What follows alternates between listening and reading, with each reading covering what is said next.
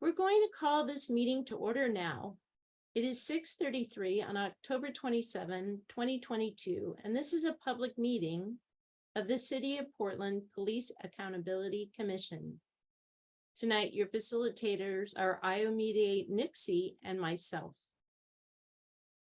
If the Spanish language interpreters, Talia and Gabriel, can please give the information in Spanish interpretation, that would be so helpful. Muy buenos días a todos, o muy buenas tardes a todos. Esta es una reunión. Vamos a empezar con esta reunión. Entonces, hoy día es las 6:33, el día del 27 de octubre del 2022. Esta es una reunión pública de la ciudad de Portland de la accountabilidad y esta reunión va a tener interpretación disponible. Thank you so very much. The city also offers ASL interpretation, which is being provided by Mary and Tara. Please pin their video feed to see their interpretation throughout the meeting. Finally, the closed captioning is turned on in Zoom as another means of assistance. But please note that this is an automatic captioning service and it is not always accurate. The city supports access to meetings of the Police Accountability Commission and can provide other language support as well. Please email in advance of future public meetings, either as a response to a public meeting notice or directly to the Police Accountability at portlandoregon.gov to ask for other access assistance, including interpretation into other languages. This meeting is a public meeting subject to City of Portland Administrative Code and Oregon State law and is being recorded. For this meeting, the chat function is enabled for commission members to communicate with each other. Members of the public will be able to ask questions using Zoom's Q&A feature. As the commissioners are presenting and/or discussing things, if attendees have questions, please feel free to submit them through the Q&A. We hope to use this feature to help guide our conversation during the meeting and future meeting agenda topics. We'd like to be clear that not all questions will be answered during the meeting, but if answered, both the question and the answer will be visible to you and will become part of the meeting record. To access this feature, just click on the Q&A icon in the middle of your screen. Now, I would like to turn the meeting over to Co-Chair Tirsa.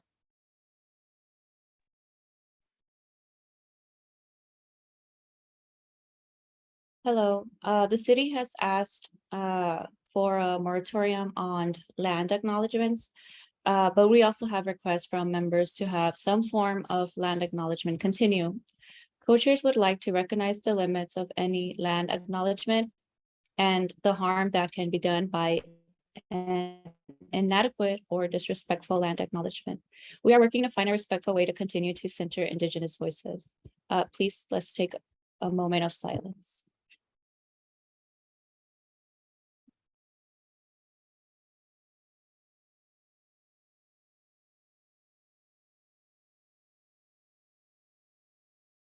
Thank you so much, Co-Chair Tirsa.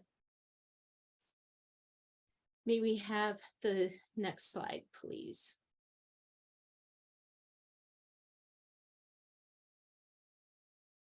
Thank you so much. It is our responsibility to ensure a welcoming space for all members and co-chairs to follow up with members if they do not follow community agreements. But community agreements are something all the members of the commission have created together. And we can help each other follow, including by gently reminding our colleagues and collaborators when they are coming close to violating one of the community agreements. I invite us to review the community agreements, and then we will ensure that we agree with them. So please take a look, read those to yourself, and then we will go to the second page.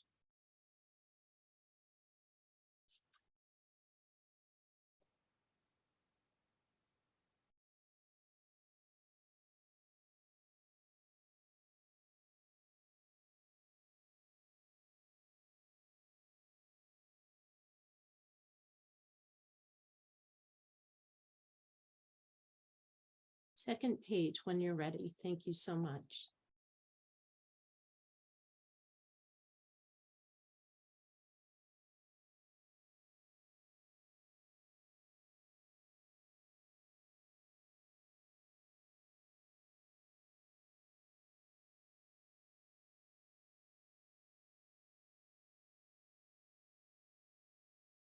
Thank you so much. Do we all commit to following the community agreements for today's meeting and to gently calling in our colleagues and collaborators if needed?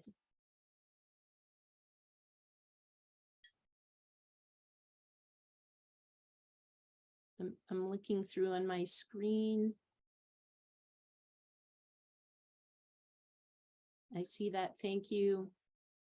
Thank you. Lavisa, Commissioner Lavisa, Commissioner Dan, thank you. Thank you, everyone. We can move to the next slide. I will now pass it over to staff to discuss the timeline. Yes, thank you. Sorry, was muted there. The PAC, today is the first meeting of the Police Accountability Commission's Powers and Duties phase of work. It is expected to go into January and will end when all three of this phase's outcome documents are approved. This is the first of several phases in which the PAC will directly begin deciding what will go into the PAC's recommendations to City Council for a new Police Accountability Commission, including the new Oversight Board. This phase focuses on the functions of the new system. As you can see, access to information, individual accountability processes, the structural oversight. Future phases of work will develop the form of the new system, including the structure, details, and more, as well as how it relates to the rest of the city government and the transition plan from Portland's current system to the new one before the PAC presents all proposed changes to the City Council in 2023 for council consideration and approval. Following today, here are the next few meetings of the PAC. Next Monday, the 31st, there is no meeting. On Thursday, November 3rd, the commission will hold a listening session. On November 10th is a full commission meeting, and subcommittees will begin meeting on November 7th. More on that will be discussed later in today's agenda. The slide is the tentative project plan for the powers and duties phase of the Police Accountability Commission's work. It will be updated as needed throughout this phase of work. The slide is for members of the public to be able to understand how the commission gets from now to the end of the phase, which again focuses on identifying areas of agreement among commission members as to the functions of the new system. Today's meeting is the blue box with the orange border in the upper left part of the screen. And this slide shows the outcome documents for the powers and duties phase, which is based off of the agenda and scope document approved by the commission. One document will focus on how the new system will access information necessary to do its work. The second on how it will handle administrative misconduct allegations against individual officers. And the third on how it will contribute to structural oversight of the police bureau. Thank you. Thank you so very much. Now I would like to pass it over to the co-chairs to discuss today's agenda.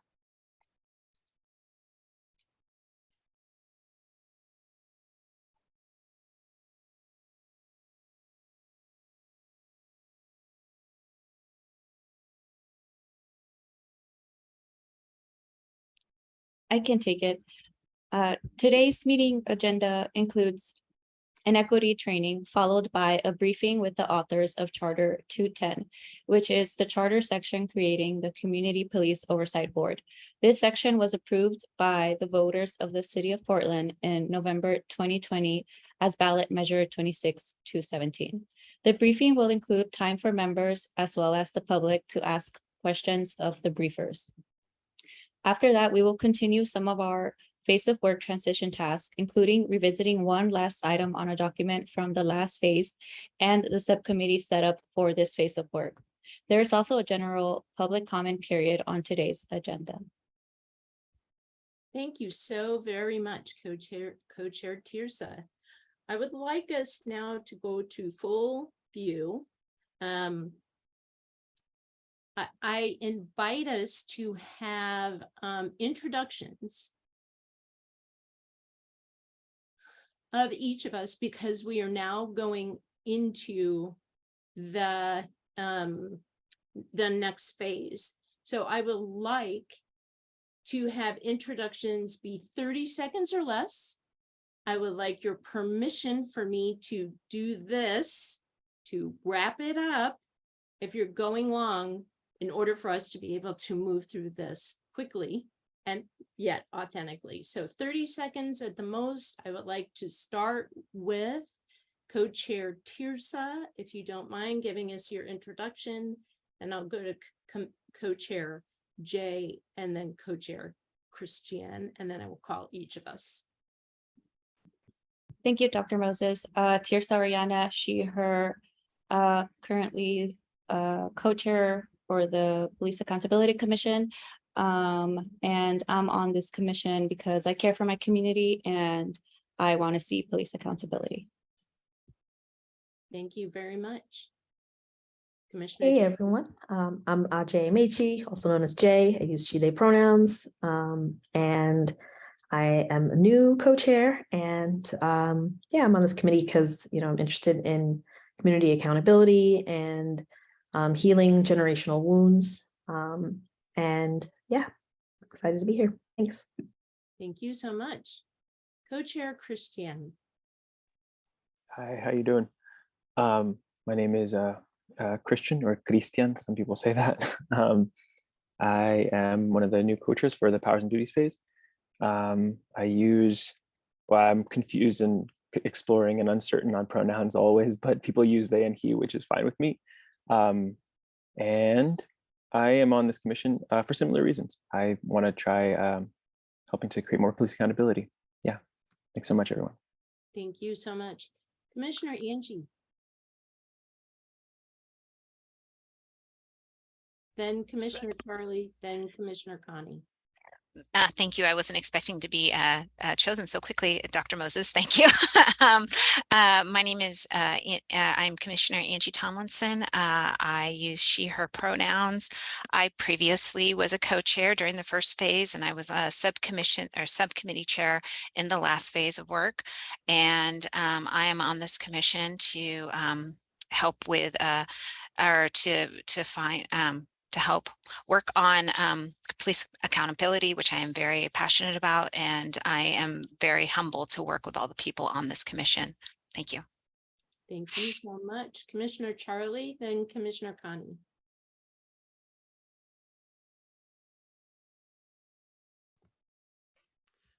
Hi, Charlie Michelle Wesley, she, her pronouns. I am descendant of multiple Northwest tribes on this indigenous land. And I have,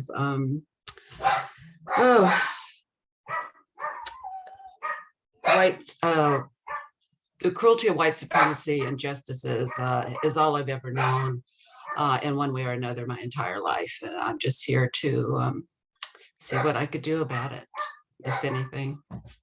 Yeah. Thank you so very much, Commissioner Charlie. Commissioner Connie, then Commissioner Dan, then Commissioner Debbie. Good evening. My name is Connie Wan. I use she, her pronouns. I'm on the Police Accountability Commission because community care is at the center of my heart and purpose. So holding police accountable for how they provide oversight and, in my opinion, over policing to our community is very important. And so I'm grateful for the opportunity to be able to help inform how we as citizens of Portland moving forward hold the police accountable for their actions. Thank you. Thank you so much, Commissioner Connie. Commissioner Dan, then Commissioner Debbie, then Commissioner Faith.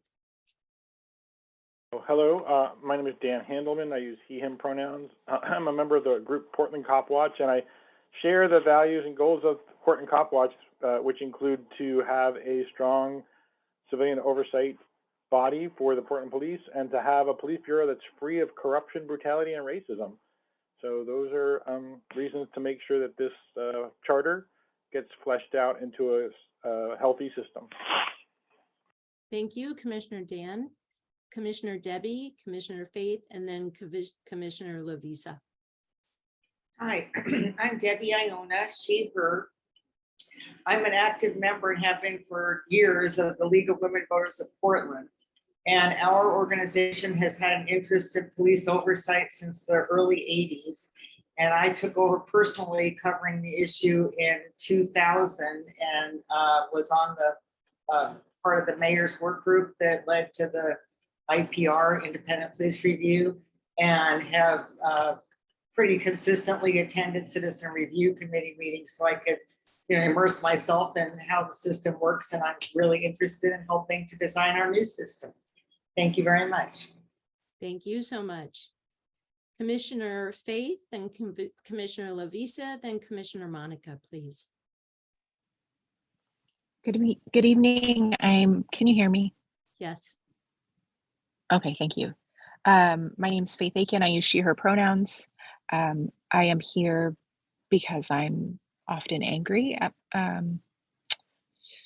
police misconduct and wanted to do something about it. In my day job, I do data research and equity work. And so I'm excited to use those skills here. Thank you. Thank you so much.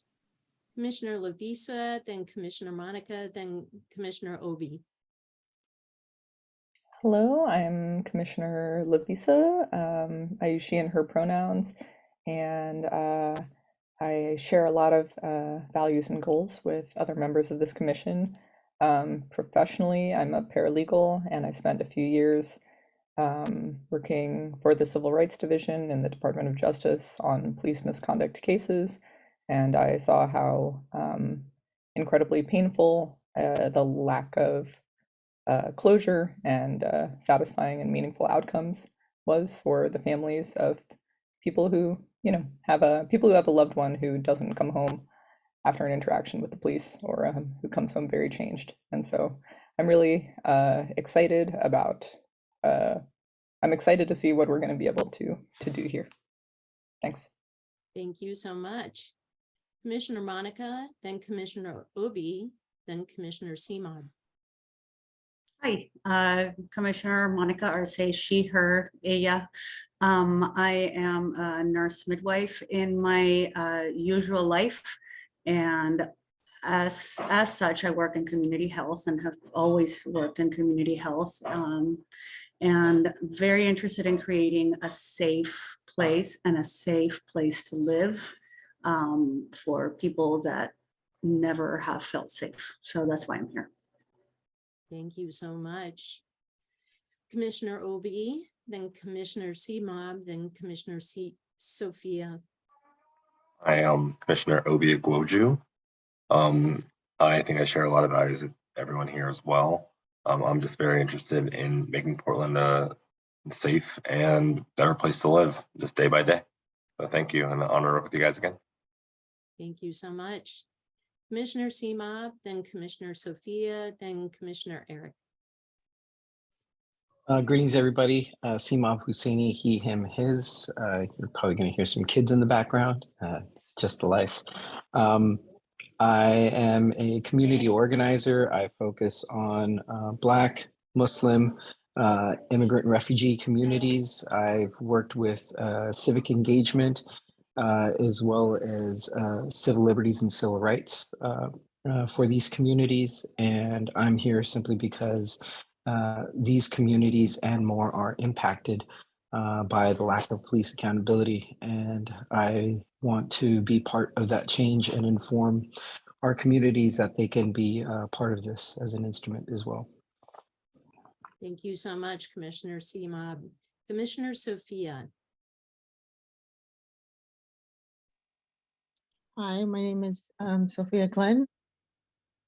I am also a previous commission co-chair and committee co-chair. I part of the police accountability. I joined because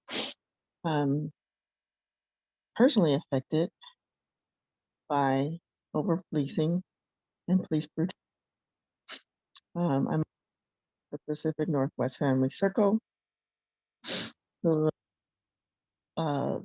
families and loved ones who've lost family members due to police brutality and death. I'm an economist for over 30 years now, and I use my knowledge and information to show information. All right. Thank you so much. Thank you.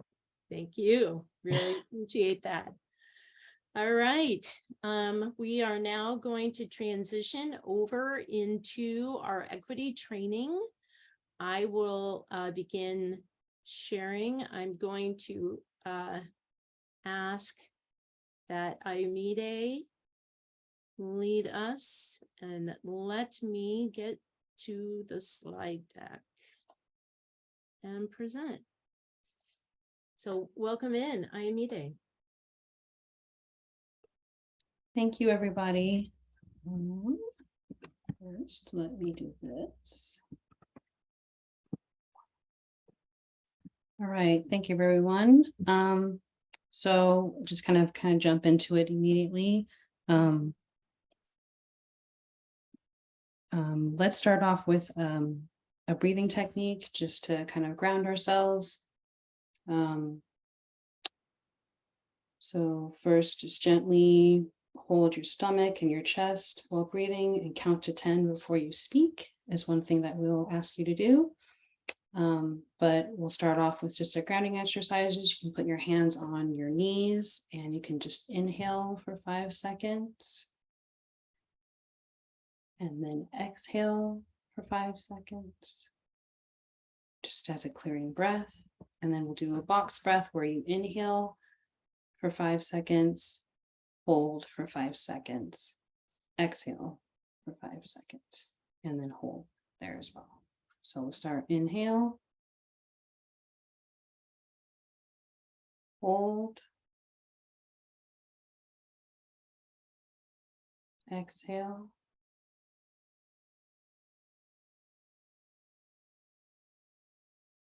and then hold for just a 5 more seconds.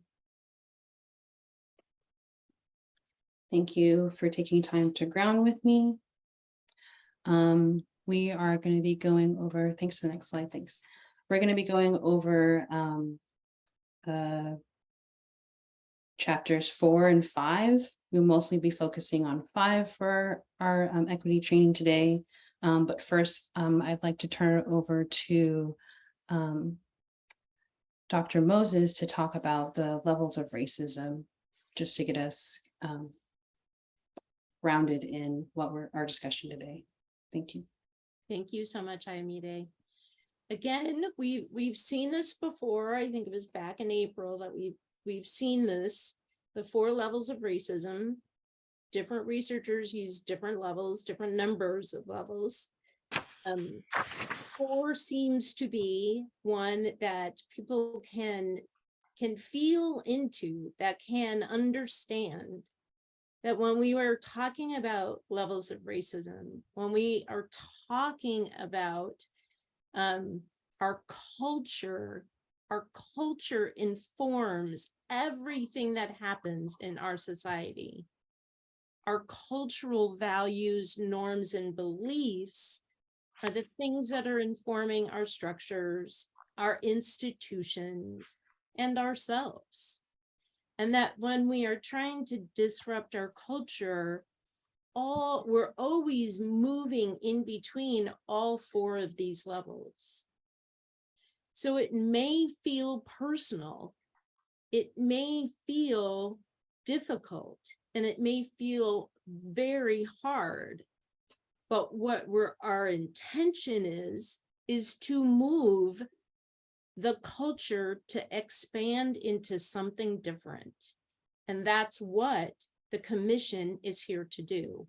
So I'm reminding us around culture, structures and systems, institutions, and you, and that all of these different levels interact with each other to hold racism in place and can be very triggering. And that's why the baby bison, the breathing is so important, is so then we can stay in our bodies, in our prefrontal cortex, and not be in an amygdala hijack, and continue to have the conversations if you want to stay at the table. So thank you so much. Thank you, Dr. Moses. So I will just kind of second what she says in terms of this process being a continuum. And that in the continuum, in chapter 4, it talks about grief, and grief being something that everybody at some point is going to be going through, whether they have a lost loved one or loss of a job. You know, many people experience grief in different ways. I would like to invite somebody to read this slide. You can read it halfway and pass it on to somebody else, or you can choose to read the whole thing. But I would like to hear it in the commission voice or representative. So if anyone would like to volunteer for that, and if not, I will pick someone. I can volunteer. Thank you, Faith. Commissioner Faith. Chapter 4, grieve and name racism. Denial moves to anger, moves to bargaining, to depression, to acceptance. How do they apply to the grief and loss associated with racism? The grieving process within a white supremacy culture does not allow for time to reflect. It does not allow for connecting to deep pain to be a way to learn and grow. You can't scream because you make others uncomfortable. You can't cry because you make others uncomfortable. You can't be yourself because you make others uncomfortable. You can't process the pain because you make others uncomfortable. Just get over it does not allow for understanding, compassion for yourself, or empathy for others. Thank you. Can you move to the next slide, please? So one aspect that I always like to remind folks, again, it's a continuum, and each one of these steps that we go through when we're dealing with racial identity development and just overall looking at the chart that was before, in terms of looking at racism through the different lenses of cultural, institutional, sorry, I'm skipping one, forgive me. There's one that I'm missing, and yourself. It's a continuum. So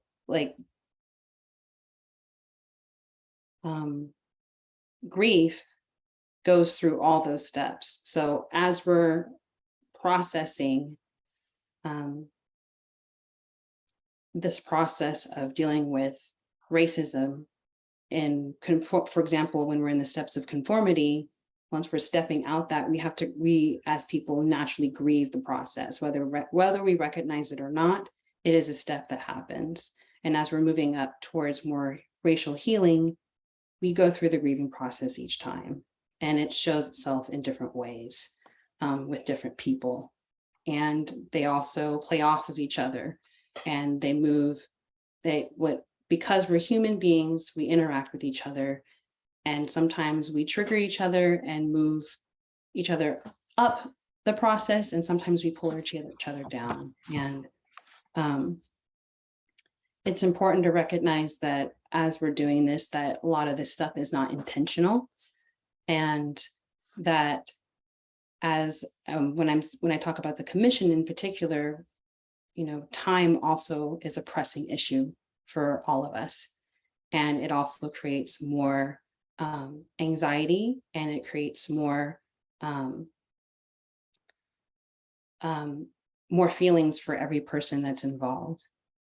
So this is an experience that I personally have, keeping it personal, local, immediate.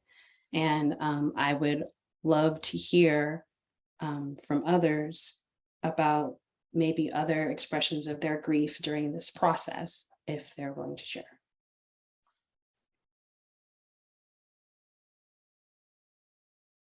Commissioner Fee. Were you raising your hand? I'm sorry. No, okay.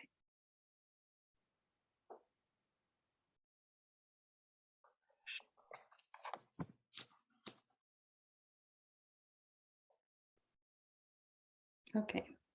Well, I can say something. Yeah, I couldn't see your Sorry. hand. Thank you. Yeah, I didn't use the emoji thing because I wanted to be real. Yeah, thank you. I'm just kidding, but I just didn't think about it. But overall, I feel like I don't know if I can speak to having a specific example of my grief showing. I think for me it happens a lot without me realizing it. By thinking about it in that chart, I look and thinking back, I can think of like, oh yeah, I guess that has happened at different times when I've been going through the process. Like when I was reading a little bit of the chapters, I was like realizing that I've kind of done some of that work unintentionally, like without thinking about it in the context of being anti-racist necessarily, but that's just what feels natural for me to go through when I think about my identity and think about how I relate to white supremacy culture and whatnot.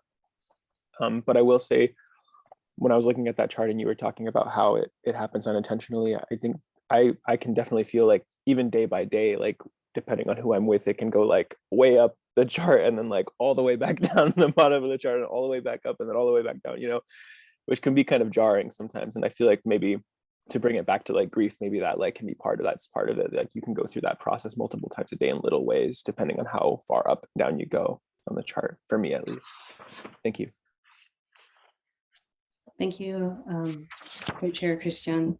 That is very true. Co-Chair Sophia. Sorry, Commissioner Sophia. Okay. It's just one day changeover. Yeah. So, yeah, we just gotta get used to it. Sorry, but I just wanted to share an incident that I think is familiar to most people here in Portland, but it was severe grief for me, and it caught me off guard in a different way. When we had the stabbings on the MAC station, generally I would have been on that exact train.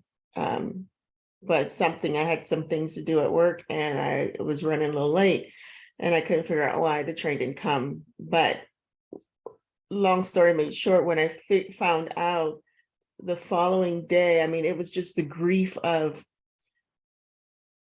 the anger that people had, the racial anger. It was grief that the people who tried to step in were killed and stabbed. It was just sad that it was a young girl. It was sad because I'm a woman. It's sad because I'm Black. It was just all over sad knowing that I could have been me. He could have picked me out on that same train. And that thing just overwhelmed me with grief. And the following days, of course, it was very tense and I was still taking the MAX to work. And there was a young Black man on the train who was so overwhelmed with fear and his inability to protect Black women in general. And he was on the train and he was so angry and he was like, well, if anybody wants to bother and start something, start it with me and I'm not going to let this happen again. And, it was scaring people on the train because they didn't know if he was going to do anything. And I just said to one of the women, I was like, he's just angry. He's just angry. He's angry and he has no other means to, he feels like he can't protect his people. And he's not going to hurt anybody. Just let him be angry and leave him alone, right? So when I went out, I said to him, you know, it's going to be okay. I said, can I give you a hug? And I didn't know him. And I gave him a hug before I got off the train because I wanted him to know that he's not alone. But that hurt me. I'm just about to cry now, but it just hurt me. And it angered me at the same time. The whole incident was just emotional. And I don't think people, I'm not sure how much people really understand that complexity in that whole situation. But anyway, that's what I wanted to share. So thank you. Thank you, Commissioner Sophia. I just personally want to just let you know that thank you for showing love, because that's what this actually means. So for folks that don't know, rubbing your hands together instead of clapping is showing, it's filling the person up after they've emptied themselves. And so we thank you very much, Sophia, for sharing that, because that was a very scary time for a lot of people in the city. And it shows how intense this work really is, and that, you know, even when you do try to show up, you are risking your life possibly.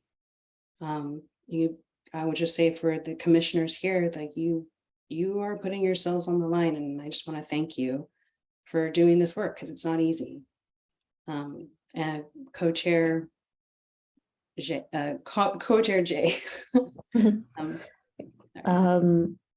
You know, when I was reading this, I was feeling such resistance to the word grief. And even though, you know, I'm looking at the phases and I'm like, I do experience all of these every single time, you know, an instance of bias or racism happens to me. I do go through, you know, denial and anger and bargaining. And so, you know, if it looks like a duck and walks like a duck, so, you know, I must be experiencing grief. But for some reason, like there was such like a resistance to the word, like grief. It didn't feel right. And I thought about, you know, the last time I had like grieved a relative and like, you know, not having a job for months because of it, like, you know, the huge toll that it took on my life. And then I realized that it's just not possible for me to grieve like that for every loss of opportunity, every loss of access. Like, that's just not possible. Like, I would always be in grief, you know, because there's things that we're experiencing, and then there's things in the society that's happening that we're just bombarded with. And it's just like a complete, you know, trauma. So I feel like I'm very desensitized, and I have to be, because if I really leaned into the grief, like, how could I go on, you know? Thank you, Commissioner Jay, for sharing. Before I call on Commissioner Monica, I would like to pull the slide up just so we know where our next thing, the next chunks. I really want folks to see this next slide, because we also have to end soon because of time. Once again, we want to make sure that we all get out of here on time so we can process. So one of the things I just want to leave you with before we go into this is the community agreement of expecting non-closure. It's a hard one because we want to have closure and we want things sealed up in a nice, pretty package. And that's what we're kind of creating with doing documents and things like that here. But in the real world, like, we have to accept non-closure sometimes, and it can be very difficult. So again, thank you for your guys' time in processing this. And Commissioner Monica, you had something to say before we go into this next slide. I just wanted to say that the word grief for me is also difficult because, you know, I've supported parents when they you know, lose a baby. We're not, you know, we all lose somebody that we love, and it's not something that you'll ever get over, and it's not something that ends, and it's not something that will ever change, and it's just will always be present. You will never be the same. So Yeah, you know, seeing that final end is, it just doesn't, it doesn't feel like it's real. That's all. Yeah, thank you, Commissioner Monica. And as a personal victim of racism, I feel like I lose part of my identity when I'm attacked overtly or covertly. And it's hard, and having to grieve that all the time can be very difficult. And the thought of me having to be in grief, also just keeping it personal, local, and immediate for myself, that like I don't want to always be in grief. I'd rather be in, you know, I'd rather be strong, and the idea that being in grief means that you're in a weakened state. I'd like to challenge that personally. I think when one goes into grief, they're tapping into a core of themselves that is human and that everyone experiences at some point, and that's a place of strength. And you know, I just want to remind folks that that is another way of viewing grief, as a place of strength to lean into as we're doing our work. So can I have the next slide quickly, please? So I liked, can I actually ask one of the co-chairs to read this? This particular slide. I'm happy to read it. Thank you. What does it mean to be anti? Oh, do you mean read? I'll read the top two. I'll read the whole Yep. thing. Chapter 5. Raise your race consciousness. What does it mean to be anti-racist? Page 87. Non-racist, having beliefs against racism but do not do anything about it. Anti-racist actively develops a different moral code. Read, reflect, remember, risks, rejection, relationship building, rest/restore. Thank you. So just to kind of, I'm noticing that it might have been a little bit mixed. And basically there's a difference between being non-racist and being anti-racist. And basically the difference is non-racist folks recognize that racism is real and don't necessarily, sometimes don't feel the power to be able to do anything about it. Whereas folks that are anti-racist or have worked themselves into anti-racist a lifestyle choose to do action behind their knowledge of racism. And like an example of that is the people in this commission. This is a job that is attacking racist mindsets, and it's action besides being in the knowledge that racism is real. This is an action by choosing to try to do something different, by eliminating or at least confronting the issues of racism they may be in the police department, or just creating accountability.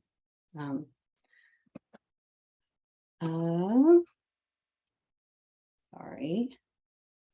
Thank you for changing that. Let's see people. So the reflection question, well, before I go into the reflection question, I just wanted to mention the actions that anti-racist people generally do, and that is to read. They're reading lots of material about people's experiences to get more knowledge about who people are. They reflect on it, you know, take time to drop in if they can. Remember maybe experiences that they had and maybe times that they might have been doing something that wasn't considered anti-racist, and approaching it, taking risk and making mistakes. Like mistakes are part of the process. It's about what you do after those mistakes that's important. Experiencing rejection. Rejection is real on both levels for both white folks and people of color. And just sitting with what that is and leaning into it by building relationships with others and, you know, with your community, with people that are also anti-racist that are doing the work. And then last but not least, restore. And the key word in that is rest, because rest is so important. And in order for us to do this work, we can't work from empty.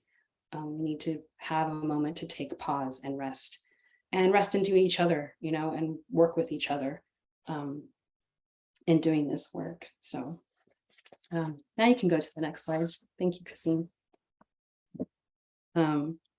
So the reflection question that doesn't necessarily need to be answered, but just something to leave you with today, and maybe at some other time we can talk about it. How are you practicing anti-racism when you're doing the commission's work? Just something to think about. If one person wants to ask a question or answer the question, and then we'll move on to our debrief or our next portion of the meeting, then I welcome that. But other than that, I want to just thank you in advance for taking this time, because I know this time is valuable for doing the commission's work. Thank you.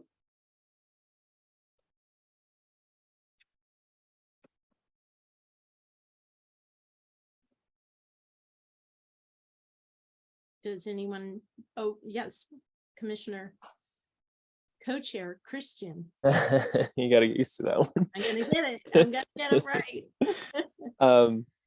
I don't have an answer to that question, but I did want to speak on the read reflect bit before, if no one else, it seems like no one else wanted to. If anyone else wants to answer that question, that should take priority. So feel free to interrupt me if that's the case.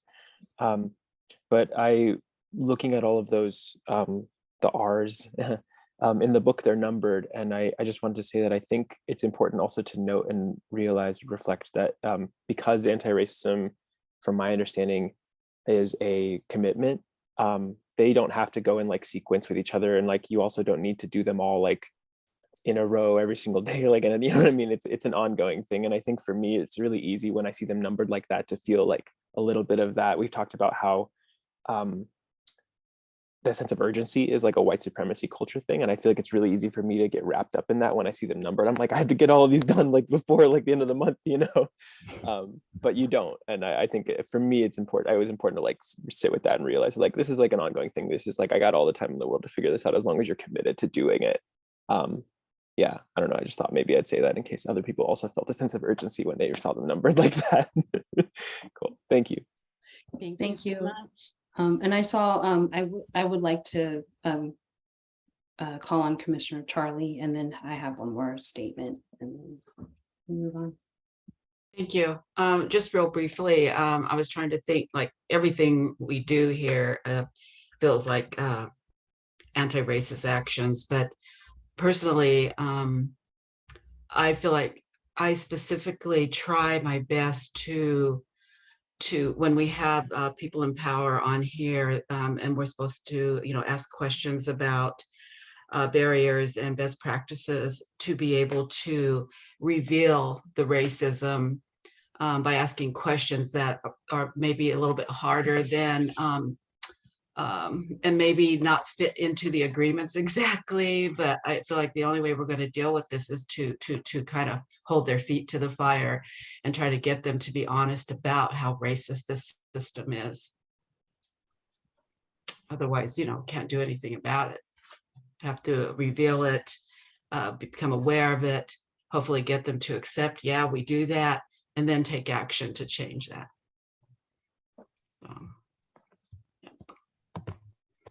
Thank you, Commissioner Charlie. Thank you all. Thank you to the commissioners. And I also would like to just leave a thought. When one talks about white supremacy culture, I also want to just add just the terminology, just supremacy culture, period. Because at this point, we're all been drinking from the poison well.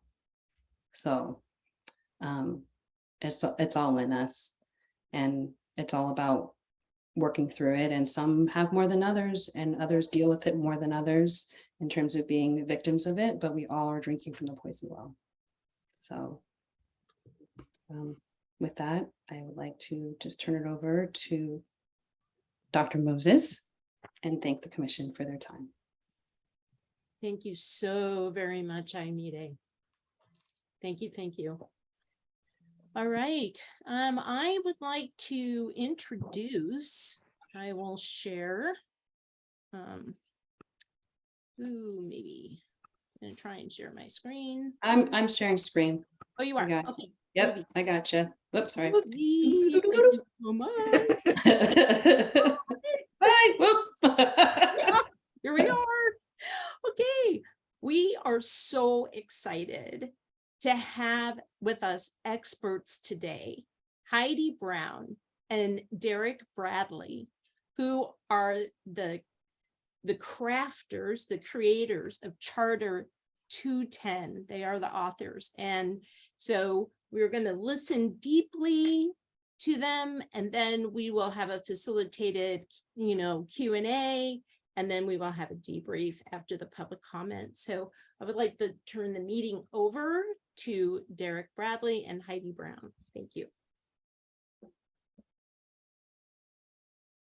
Hey all, my name is Derek Bradley. I'm Commissioner Hardesty's interim chief of staff, policy director, secondary policy staffer as we hire through several staff vacancies. And I'm also the lead author of the charter reform amendment, the follow-up resolutions, the person in charge of the original recruitment and decision-making sort of collaboration between offices of selecting committee members, and very involved with the HR process that brought us Samir. And so I have been very involved with this process since June of 2020. And I'm here to answer your questions. After Heidi goes, I wanted to comment a little bit more on I'll just do this now. I want to define my term author because I think it's important as a representative and elected official. I did the word typing and I ran public meetings, which I know some of you are involved in. I had one-on-one meetings with a number of you about the topic, researched, synthesized edits, provided multiple drafts, but at the end of the day, the draft and the items that were forwarded to council were what the Commissioner Hardesty, decided to put forward. And then those were ultimately what was approved by her colleagues. So I just wanted to, right size what my role is, because I do serve at the pleasure of the Commissioner, and she is the one that decided what to forward. I want to offer Heidi an opportunity to say hello. I'm here to answer questions. I had a couple comments I wanted to make. And I do have a closing comment from the Commissioner that I would like to end at when we're sort of wrapping up. Great, thank you, Derek. Good evening, commissioners. My name's Heidi Brown. I use she, her pronouns. I'm with the City Attorney's Office. I'm the Chief Deputy of the Labor and Employment section, and I also been working on the U.S. Department of Justice Settlement Agreement for the last 3 or 4 years. And so I would also say I wouldn't call myself an author of the charter, but I had the privilege of working closely with Derek in helping and providing legal advice in the background, and working together and talking through different language and what might be, the best language to have the greatest impact. And so I'm excited to be here this evening to talk to all of you. I don't know that there's a lot we can educate you on the charter, because I think you've all read it and you probably know it better today than I do. So I certainly want to be respectful of all of you and all your knowledge. And so I'm going to give a little overview that Derek and I kind of worked through, but if I'm going over things that you already know, then you please let me know, and we could just go straight to questions and answers. And Derek and I will do our best to give you information that we have. And if there's questions that we don't have the answers to tonight, we'll certainly look into those and come back to you with that information. So if that's all right with all of you, then I'll just kind of give a brief overview of the charter amendment. Go right ahead. Thank you. Great, thank you. All right, so as you all know, your mission, of course, is to create this structure that will allow the board to accomplish their mission. And the mission of the Oversight Board is something that we, Derek worked on a lot, and obviously with many of you and your input. And, to create a community police oversight board with whatever name you all come up with, that's just the name that's in the charter amendment. But the point of that is to independently investigate Portland Police Bureau's sworn employees and supervisors of those sworn employees, and to do so promptly, fairly, and impartially, to impose discipline as determined appropriate by the board. And so that's the whole discipline aspect of it and investigation aspect of it for complaints. And then the other aspect of accountability is for this board to make recommendations about police practices, policies, and directives to the Portland Police Bureau, and with a primary focus on community concerns. And so one of the things that I think is different than has existed in some of the other commissions and committees that the city has, which we do have quite a few that provide input and advice on police practices and engagement with various communities in the city, and particularly over policed communities within the city. But one of the things that is very different in the Oversight Board's mandate is that within that, when the board itself provides recommendations regarding these practices, policies, or directives to the Portland Police Bureau, if the Police Bureau does not follow the recommendation of that Oversight Board, then it will go to council if the board so desires. And so that's not something that currently exists. And I do think that that's something that is important to keep in mind. And as you're looking at what does that structure look like, I hope that you'll think through what's the timelines you want, what would you recommend to council on how long that process should take, when the feedback should be responded to, and then what's the process for the board to get it in front of council. I know you've heard from Independent Police Review and talk to them, and I'm sure you, and I understand that you've looked nationwide at a lot of the different independent police bodies and oversight boards that exist out there, and I think that's great. And looking at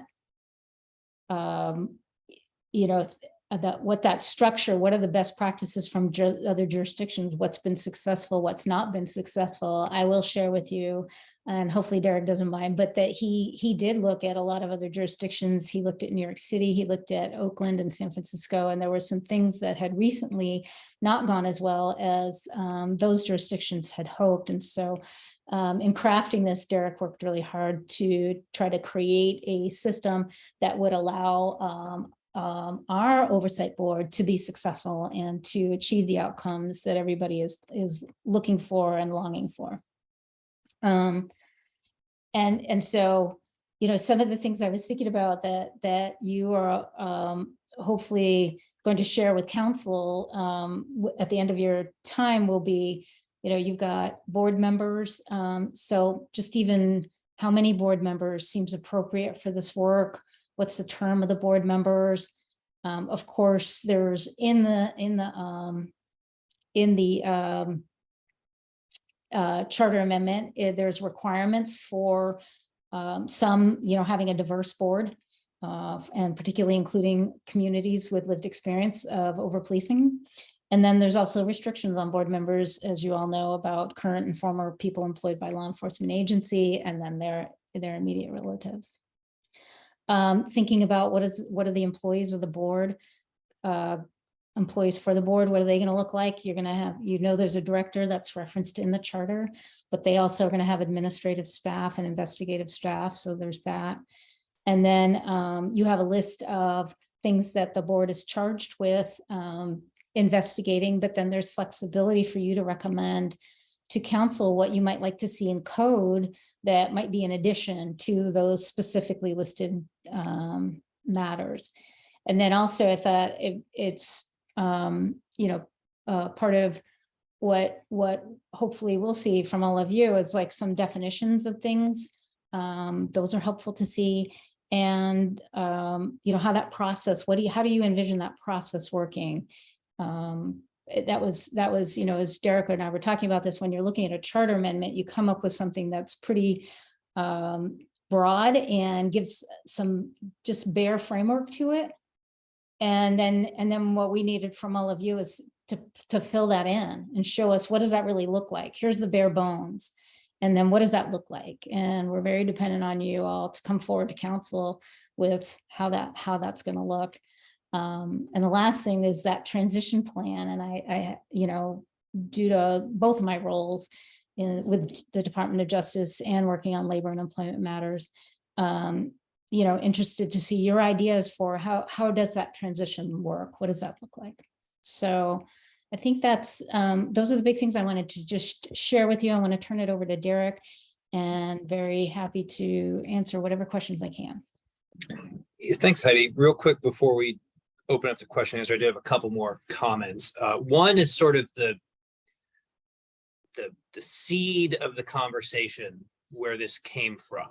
And that is, there was a lot of it before a word was put on a piece of paper, even before I reached out to the first community members that had expertise in this. There was a conversation internally in Commissioner Hardesty's team around reforming independent police review or creating a brand new system, and the pros and cons of that. And the commissioner landed at being very passionate about a new system. And the reason for that, and that we experienced a lot of pushback throughout the process, about that decision. And the reason is that no matter what how much you change the outer layers of the system we have, it is still fundamentally the police making the decision as to whether or not the police policed appropriately. And there was a real passion from Commissioner Hardesty to have a system where there is a professional institution made up of community members that aren't attached to policing, that receive investigative reports, that make these, that have hearings, that have administrative hearings, that have records that they review, that make that decision. And then we build out from there. We included, I think Dan tossed out some of the duties on investigation, but also that they would have the opportunity, the board would have the opportunity to make direct recommendations on directives. I shouldn't have used directives, but they have that opportunity as well. And but I just wanted to frame that because it is a question that I still field when talking to people about this. Probably not any of you because you've been involved in this for so long, but I did just want to flag that is a question that's probably the first question. The commissioner knew she wanted to do something in 2020 around police accountability, around investigations, around use of force, stuff like that. And that was really the first question that has sort of taken us in the path that we've gone on all along. And I wanted to just sort of say that as I open it up to any questions and answer. But all three of the documents that got linked, the charter review, the selection criteria, and the scope of work, I wrote them, and I believe Heidi was my lead attorney's friend and helper on all three of them as well. So I've got them pulled up. Feel free to ask any questions on any of the three documents, or about processes that maybe aren't written down, that you're curious about how we got to where we are. And I will do my best to recall the non-written portions of a very long 2.5 years ago. Thank you so much, Derek and Heidi. We'll now take questions and let Derek and Heidi respond to them. Please keep your questions brief. Please allow me to facilitate this Q&A, and please ask questions that help the commission move towards understanding the parameters from the charter and the resolution, which is the purpose of today's briefing. So thank you so much, Commissioner Debbie. Hi, thank you for coming. Debbie Iona, she, her, I'm one of the commissioners. So I just actually last week, I was on the research subcommittee and interviewed the woman who's the chair of the Oakland Police Commission. And she talked about arbitration as being a barrier for them. They kind of second guess, are they going to lose an arbitration on cases? And also talked about the police officer's Bill of Rights that's in state law. And I don't know if we have one of those in Oregon, but I would like to know that. And then and in our charter amendment, there's, you know, a few places where you talk about within the limits of federal and state law and you know, the contract and everything. If you could kind of talk about those things that sort of, you know, because I can picture us designing this whole system and then we get boxed in by some of those things. So if you could kind of talk about that, I'd appreciate it. Go right ahead. Thank you, Dr. Moses. Thanks, Commissioner Debbie. Nice to see you. Those are really good questions. There is a statute, and I didn't have a chance to pull it up. Dan might pull it up before I do, but if he doesn't, I will put it into the chat for all of you that we call the Officer Bill of Rights, and it has a different name. So it does list out certain things that they are entitled to have.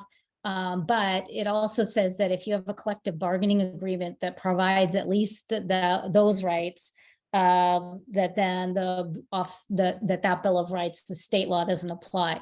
So for the Portland Police Association and for the Portland Police Command Officer Association, there are collective bargaining agreements, and those are what would be applicable rather than the state law. For anybody ranked above lieutenant, so captains and above, they would have the rights as listed in that, what we call the Officer Bill of Rights.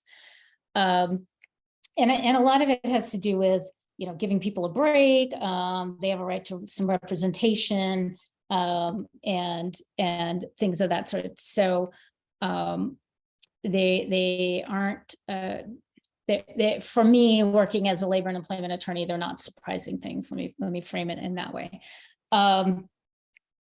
Then as far as arbitration, I mean, I think all of you know, and part of the, you know, part of the reason, I think that one piece of the reason that the Oversight Board came into being was the challenge with, you know, arbitration. And we have seen some big changes in state law in Oregon, which change how the arbitration rules work. So previously, the arbitrators were bound by the collective bargaining agreement and just cause, what we call just cause provisions, which are certain rights that are just are given to employees that are unionized. And, you know, they have things like making sure people are on notice of what they should or shouldn't do, and ensuring that there's a fair and impartial investigation. That's part of your charge in the Charter Amendment, and things of that sort. And for arbitration, one of the things that has been challenging has been the standard of proof. So when an employee, a public employee, is terminated, there are arbitrators who apply a higher standard of proof rather than the more likely than not. So generally, the preponderance of the evidence is the standard, which is just more likely than not.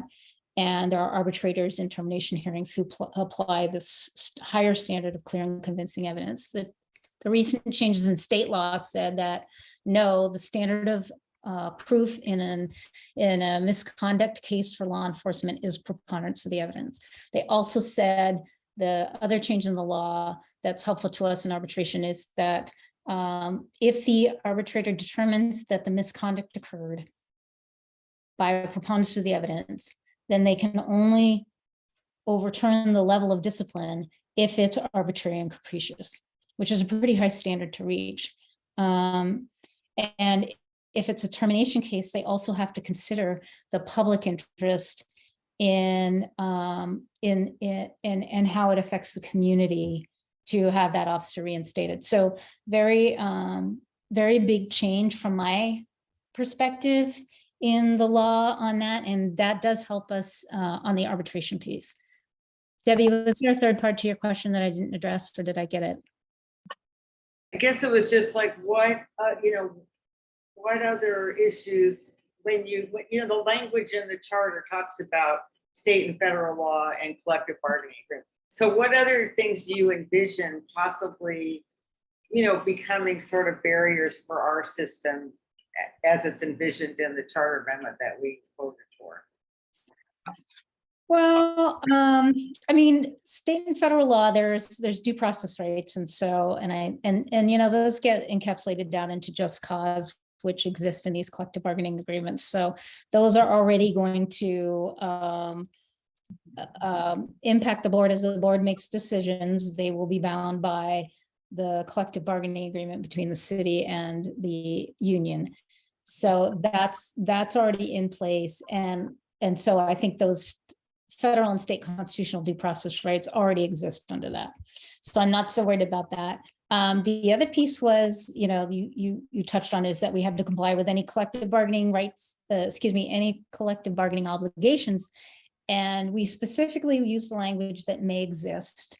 And we said may, because we questioned, or I questioned, and my office questioned, whether or not the union could tell us who makes our discipline decisions and who does our investigations. And so, we put that in there intentionally. There is case law before the agency that's tasked with interpreting the collective bargaining law that says that a discipline process is a mandatory subject of bargaining, meaning if we make changes to a discipline process that we have to bargain it. However, in this instance, Commissioner Hardesty worked with others, maybe some of you, to get a law brought to the legislature that was passed that said that a civilian oversight or community oversight board for policing, there's suggestion that we don't have to go through the bargaining process for that.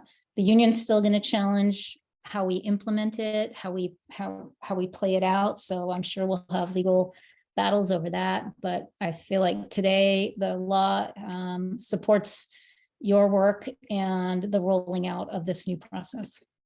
I'm going to just add a little bit. First of all, it's good to see you, Commissioner Debbie. Thanks for the question. I'll be blunt that you're going to, at the end of all this, when this is up and running, you're going to see something happen that is limited by state or federal law, and it's going to frustrate you.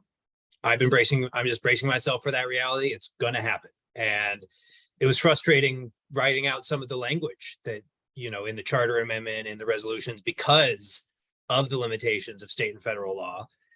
And, it's more important to have a system that won't get thrown out in court because it violates state and federal law. But it's not, I want to highlight that it's not static. We've already, Heidi mentioned some changes recently to arbitration law, the change around collective bargaining of discipline units that the commissioner fought for at the state level. You're all going to be subject matter experts at the end of this. And I would encourage you to engage your state lawmakers in changes that you want to see around making this sport, and maybe of some siblings that spring up around the state or elsewhere, more empowered. And you also, depending on how things go in the near future, might have to engage in subject matter experts to prevent this board's work from being undermined by a new state law, to keep that, all other side of things in mind. So it's frustrating dealing with this process in the world of arbitration, in the world of collective bargaining agreements, numerous laws that have go back, trying to as I'm sure you can relate, unwind, how do I put this? Trying to conceptualize and get a full scope of the vision of how deferential many lawmakers have been over decades, if not even going past a century, have been towards the concept of, law enforcement is the absolute right. And that's just been a mentality that's existed among a majority of lawmakers for a long time. And they've passed a lot of laws that sort of have made it challenging to say, well, maybe sometimes someone does something that is not right and we need to hold them accountable. So it's, long story short, it will be frustrating. It is frustrating. I encourage you to stay involved in the process after your work here is done, though. Thank you, Derek. Commissioner Jason. Hi, thanks, Derek. Thanks, Heidi, for coming and joining us, and thanks for your work on these documents. The documents that I've seen are rather quiet on, and I'd be interested to hear what your thoughts are and what the thoughts of the other people you talk to in the authorship process on where precisely this board should rest within the city of Portland's government. The auditor's office wasn't sufficient for the IPR for some critics, but there may be some other sorts of independence that the board could hold using some, not just sitting in some commissioner or the mayor's office. Your thoughts? Thank you. Absolutely. Thanks, Commissioner Jason. Good to see you too. Thanks for the question. I could look it up. Feel like we're explicit in there somewhere that it has to be independent of any elected official. It cannot sit in a commissioner's portfolio or the mayor's portfolio. It must be sort of arm's length away. And I also think we open the door for you all to sort of flesh out how that might materialize. It's in my conversations with community members and groups and crafting this, the desire for it to not rest in a commissioner's office profile was absolute across the board. Everyone wanted to see that. Some opinion within City Hall were less enthusiastic about that, but we got across the finish line that this needed to be fully independent from an elected office. That's a little challenging to suss out in the current form of government, but it might be easier if there's a new form of government. You'll have to review all the little intricacies of the words we wrote down should that come to pass. But it was one of the most unilaterally so maybe a clarifying question then. Yeah. If not a commissioner, because most departments are under commissioners, where else? What are the other models in the city currently that we could look at that would give us the sort of independence that the community wants? Well, you got one done and one kind of cooking. The done one is the auditor's office, and I don't know if it's going to conclude the way they'd like it to, but there is a current proposal under consideration for how to best set up the open and accountable election system to no longer be under a commissioner's purview. We're running into all sorts of conflicts of interest problems around the open and accountable elections being under elected office, management. And Prosper's a good one. Prosper's certainly one you could consider as well. So there's some out there, but I think this serves a different function as well, from Prosper or the auditor or even open accountable elections. And I would, maybe there's some amalgamation of those models that you find to be the most appealing, but there's some models out there to consider for sure. Thank you so much, Derek. Wait a second. I sure would love to hear the questions from Faith and Lavisa, who are going to be our last two questions before we go to public comment. So I would like to call on Commissioner Faith. A comment that in question, I work at Prosper Portland and we are in the mayor's portfolio and we have very little community trust. So I wouldn't want to replicate our model as what we're recommending. I appreciate, Derek, your acknowledgement around future limitations around state and federal rules and policies. I think this is sort of a strategic question. We want what we're recommending to be a reflection of our values, and we also want it to pass city council, and we also want it to be tenable. And I imagine that our values are at a different standard than state and federal laws will allow for. So as you were crafting this, was there conversation of, are we bringing to city council like what our highest and best is?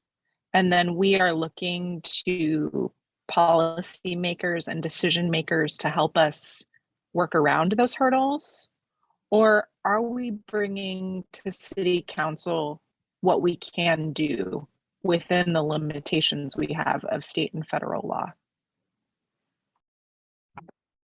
Well, I'm debating which idiom to best use to answer that question. It's partially a tightrope walking between the two, and also somewhat of a boxing match, is the best way I can describe it. There were a lot of conversations with myself and Heidi and the commissioner, other legal experts, community members. At the end of the day, we did not want to create something that on its face would get thrown out in court, that we just knew was not going to be doable. It was just going to, but we wanted to create as much space for ourselves as possible, for you all, for the future board as we could. So you'll notice the use of language around like, to the extent required by law, to the, some places where there's flexibility. Maybe that law changes. Maybe we have a different interpretation, and that specific interpretation might get challenged. But it was never an either or. And I don't think it's possible, given the attention that this board will receive from interested parties, or the amount of case law and laws on the books at the state and federal level that directly discuss institutions like this. I don't think it was ever possible or we were ever really able to detach what could be done legally, and if we could do any from like, what is the highest, most best institution that we can put forward. Heidi, do you have any comments on that one? We had a lot of conversations basically to this effect over the weeks and months. Heidi, I invite your answer to be concise. Thank you, Dr. Moses. The concise answer is, if I had my ideal world, it would be that you would combine a bit of that and keep aware of what state and federal law and collective bargaining laws, those are what they say, and be aware of them and push a little bit on them. So I'd invite you to do a little bit of both. Thank you very much. I'll be concise. Thank you, Commissioner Lavisa. And then I'm going to read one question from the chat, and then we're going to go to public comment. Commissioner Lavisa. Thank you. Thank you so much, Heidi and Derek, for being here. And thank you again for your work on all of this. You've given us quite a task. I wanted to ask, I was looking at some of the charter language about the scope of the work of the board. 2100A duties, right? The board shall have the authority to investigate certain police actions, included but not limited to all deaths in custody and uses of deadly force, all complaints of force that result in injury, discrimination against a protected class, violations of federal or state constitutional rights, and then other complaints or incidents of misconduct as they see fit or as mandated by city code. So I was looking at that, and then I also was sort of curious. I was looking at the budget of the board, right? Funding for the board shall be proportional to no less than 5% of the police bureau's annual operational budget. And I was a bit curious. We've already talked a little bit as a commission about the scope of the work of the board that we're designing, and there's a lot of questions about what the scope of that work could be and how many bodies we might be obviating with this new commission. And I guess I wanted to ask you, sort of from a planning or project management standpoint, about like the scope of the work of the future board versus the budget that is planned for the future board. Do those things go together? Did you have conversations about this? Can you give us any clues, any hints?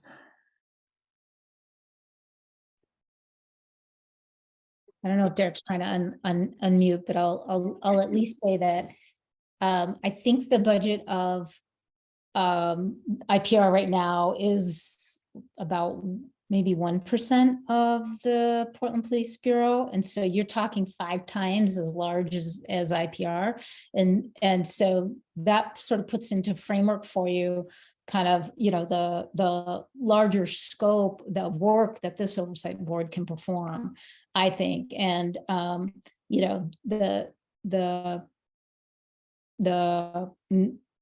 as you're looking at, well, what other things might we want to include in this? I think that's a really great question. And so that's the best I could say is look at approximately 5 times the size of IPR. I think they have 14 people total right now. I'll be quick, Dr. Moses, and then I know you got some. So thank you, Commissioner Lavisa. The budget minimum is something I'm particularly tickled by getting in, that I got in there and got done. It came from conversations with the woman that at the time ran the New Orleans Police Accountability and was also the chair of the, it's not a trade group because it's not a company, but like the national institution, the national group of police accountability people. And she had a long conversation with me, and she said the absolute most critical thing to put in here, whatever else you do, is get a budget minimum that is mandated in the charter, because otherwise people start stripping the money away. And so we got that in there, and we then sort of said, what is the absolute minimum that we want this board to examine, no matter what?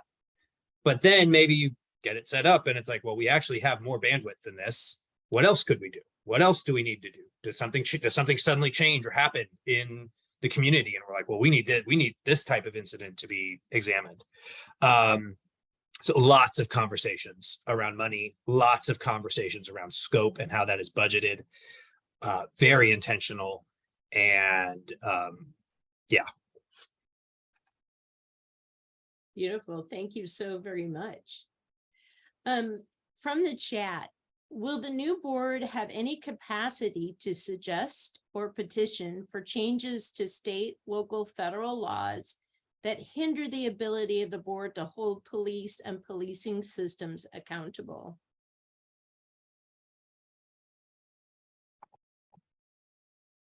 I don't know. I mean, Derek maybe can jump in on this too, but I don't see anything that prohibits that. And so I think it'll be more a question of the best use of the staff that the board will have. And I think that coming up with a framework for what the board's going to do within the charter amendment for now, and focusing on, there's a lot of police directives. There's, and policies and practices that the board's going to have the authority to make recommendations to. And then, like I said earlier, take to council if they're not satisfied rather with the outcome. And then also investigations of these various matters, as well as other matters that you decide to add in, or the board decides to add in. So I think, it might be for now to keep that within the framework and look at building that out, with the possibility that, maybe somebody gets brought on. And the city does have an Office of Government Relations that works on legislative matters, both at the state and the federal level. And so the board could certainly partner with our Office of Government Relations. OGR is great. I would just comment that if this board made a recommendation for state or federal law that wasn't endorsed by all of city council and didn't utilize the resources of government relations, they might be able to. How compelling would that be to an outside legislative body, though? I don't know. It would depend on the situation, but I just, it would be, I don't think we had any interest in limiting it. And I think, it'll be a fluid and dynamic relationship. My vision, personal vision, would be a fluid and dynamic relationship between the board, the commissioners, OGR, and how they make other laws better. Thank you so much to both of you. Commissioner Sima, I'm going to go ahead and go to public comment. Yeah. Thank you for your understanding. I truly appreciate that. So we'll now take public comment on the issues discussed in the briefing. We ask members of the public to keep their comments on the briefing or questions to the briefers to 2 minutes in length at most. And raise your hand in Zoom if you would like to speak.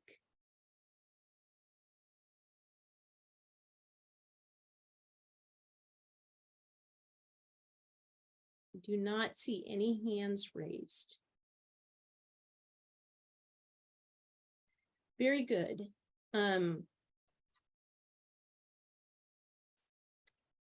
I would like to invite Derek to give your statement on behalf of the commissioner, and then we will say goodbye and thank you so very much, and then we will take a break.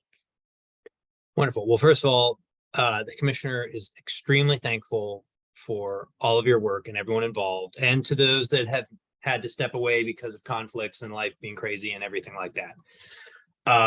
She knows how hard this work is. She knows how important this is. She knows better than almost anyone when it comes to this work in this place, in Portland. She's been involved for decades, and she's very thankful about that. She had one thing she wanted me to emphasize, and I've heard it mentioned tonight. I've heard it mentioned in other hearings, and I know it's a subject that is sensitive. That is timelines. There is a real pair of risks that exist on this work being delayed beyond the original set timeline.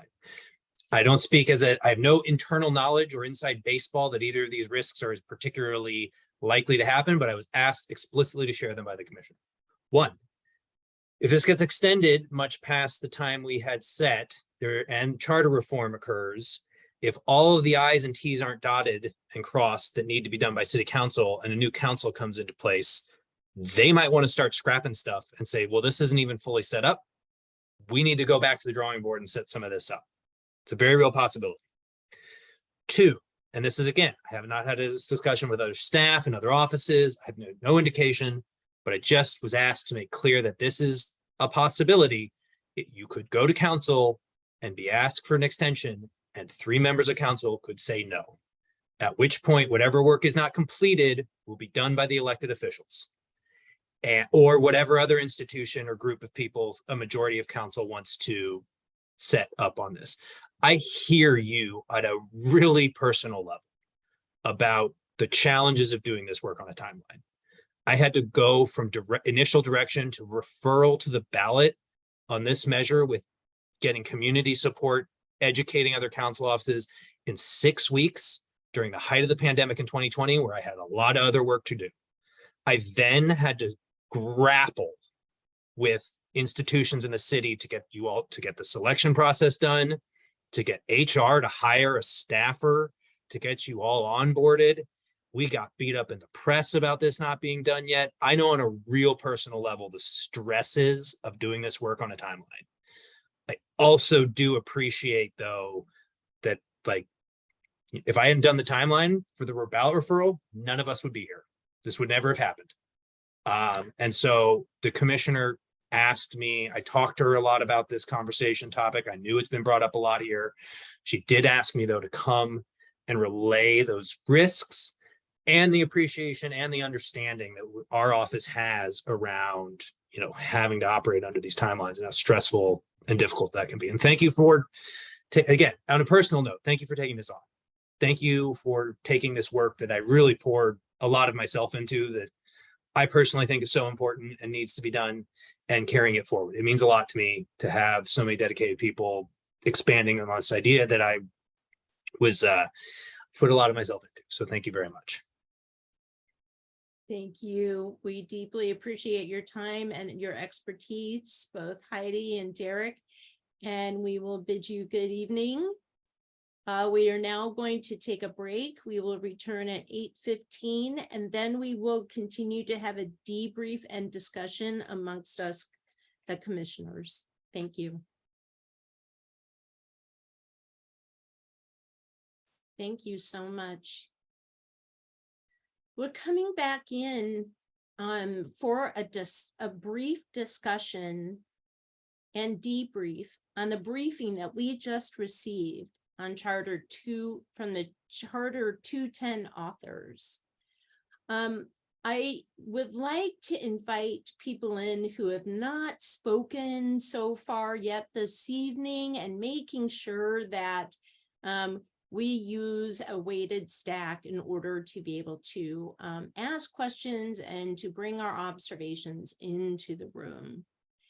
So would the co-chairs like to start this off?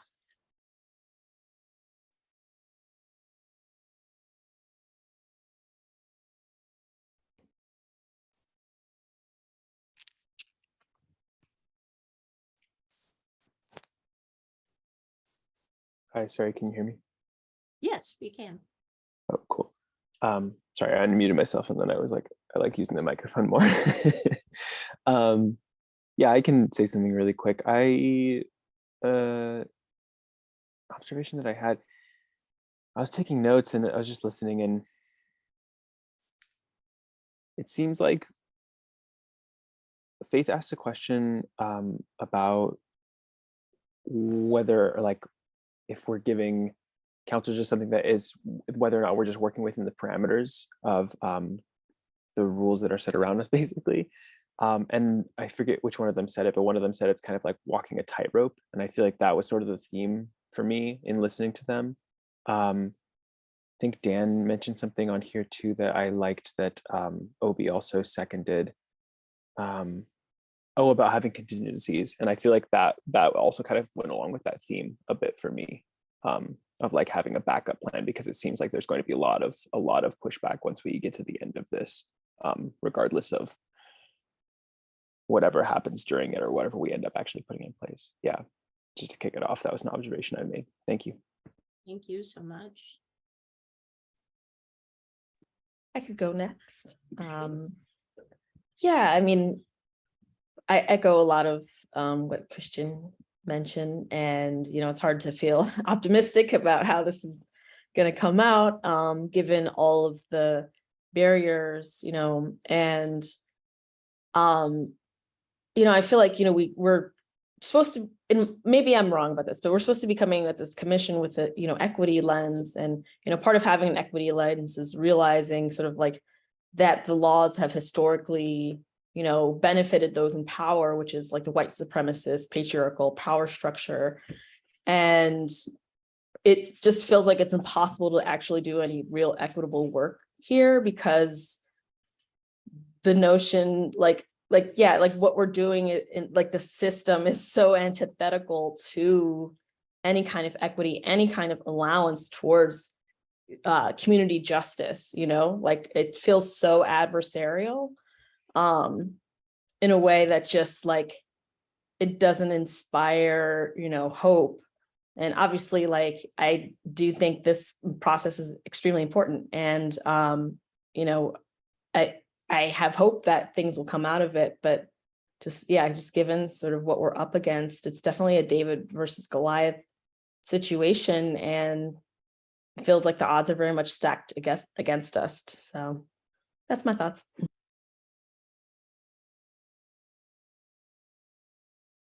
You're muted, Dr. Moses. Thank you so much.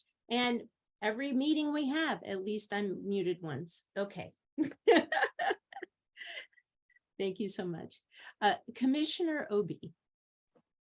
Thank you. Yeah, just want to echo what Christian and Jay said. Like, I think we mentioned it both at our last meeting and the meeting before, that there is a little bit of aura of skepticism here about what we will end up accomplishing at the end of this.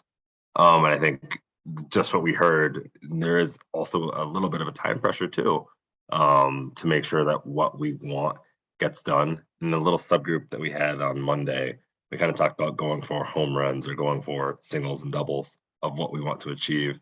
I think it's just best that we all keep that sort of mindset of what reasonably can be done, what we reasonably think can be done versus what we want to be done. So, but yeah, it was great hearing what everyone had to say about that and what the last two helpers said about it too. It was good to hear. Thank you so much. Commissioner Monica. Yeah, thank you. I was reflecting on everything that's being said. And I keep coming back in my head to the fact that this actual charter was really well written based on the research that I did when I was in the subcommittee on research on subject expert matters like NACL and other organizations that work on this. It was actually really well written. And I think we have the power to make a big difference. If we stay within the parameters of something that has already been approved by the voters and has already been well thought through by, these experts that wrote the law, they did their research. So I want to lean on that trust a little bit as we move forward to these next steps. Thank you so much, Commissioner Monica. Commissioner Charlie.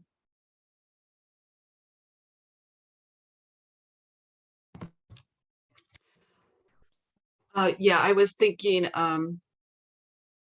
going back to the very beginning when we got to ask Commissioner Hardesty some questions, my concern about arbitration and the union agreements.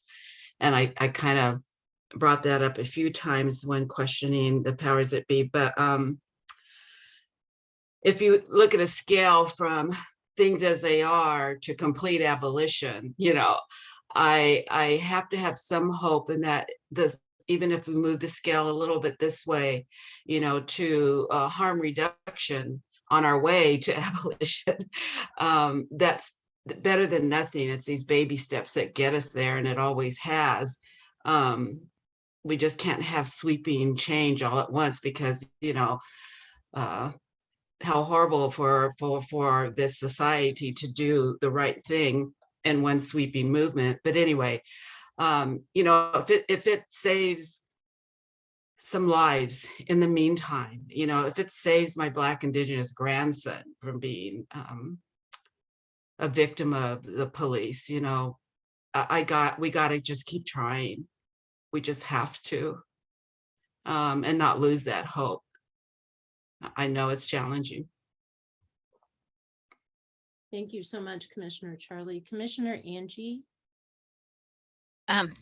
Thanks. I just want to, I'm sorry, I came in just a tad bit late, so I missed Christian's comment, but I do want to, I keep going back to the fact that, this commission was brought about by the voters of Portland, 82% of them voting this in, and we are made up of community members and members that have been affected by this. So I am extremely hopeful. I'm not a hopeful person usually about these types of things, but I am an extremely hopeful person about what we can accomplish because we have some amazing people and some amazing experiences on here that we are using to move all of this forward. And I know that it's really frustrating for us because we're under a time constraint, and that's really frustrating for me, to tell you the truth. As it is frustrating for you, but we are doing something so amazing right now, and I just want to remind everybody to just please stay hopeful for the next year, because I mean, all of this time we are putting into this is going to be worth so much. So that's just all I wanted to say. Thank you all for your work. Thank you so very much, Commissioner. Commissioner Seamob. On top of all of that, thank you, Commissioner Angie. Once we're done here, I would hope that a lot of us take on this fight, because one thing that I did take from Derek Bradley is that he said that, what we do here has to work within certain limitations and confines, and based on so that way we don't get cases tossed, in litigation and stuff. And so, but it takes us to be subject matter experts to be able to continue to, after this, lobby our legislature, shape our legislature, and formulate their thoughts around this. And I can tell you with experience that legislature is out there hungry for us to help them with this stuff. Not enough of them, but that also requires our shaping of it. It's not a great system, but it requires us to be able to continue to fight and within it, shape and mold it. But when we leave this, we are going to be subject matter experts, if we're not already, for a lot of us in here. And it will require us to take that effort to be able to push and lobby our legislature for better laws that allow us to dynamically work and progressively change the system that we create, and not regress it, but again, continue to push and progress it until we can hone this thing to a good piece of steel. Thank you so much, Commissioner Simab. Commissioner Dan. Yes, thank you. So I also want everybody to remain hopeful.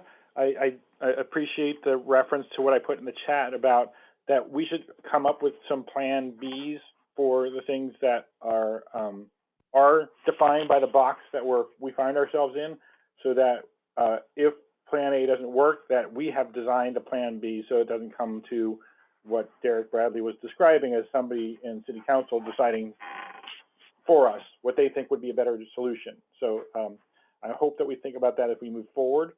I also just want to say that I was kind of expecting a different presentation. I thought that they were going to go through each section of the charter, and we got through a couple of them, but I'm hoping that we, especially as we're getting started on the drafting, that we will do that together as a commission, look through the whole entire charter, every word of it, so that we understand what we're fleshing out and adding the details to, because I thought that was going to be the first thing that we did when we sat down together, and we still haven't done that. So I'm hoping that, I'm asking actually the co-chairs hopefully to put that on an agenda really soon, sooner rather than later, where we can go through the whole thing from top to bottom. Thank you. Thank you so much, Commissioner Dan. Commissioner Sophia. Thank you so much. I am so pleased to hear everyone's comments. I have a couple things that I kind of I call it my leadership point of view, and I actually have put it in writing, and I thought it would be something that might be helpful to this group. And this is the way I think. This is my point of view. I marshal collective problem-solving cultures that expand what was formerly thought possible, not only in the outcome, but also in the people who created it.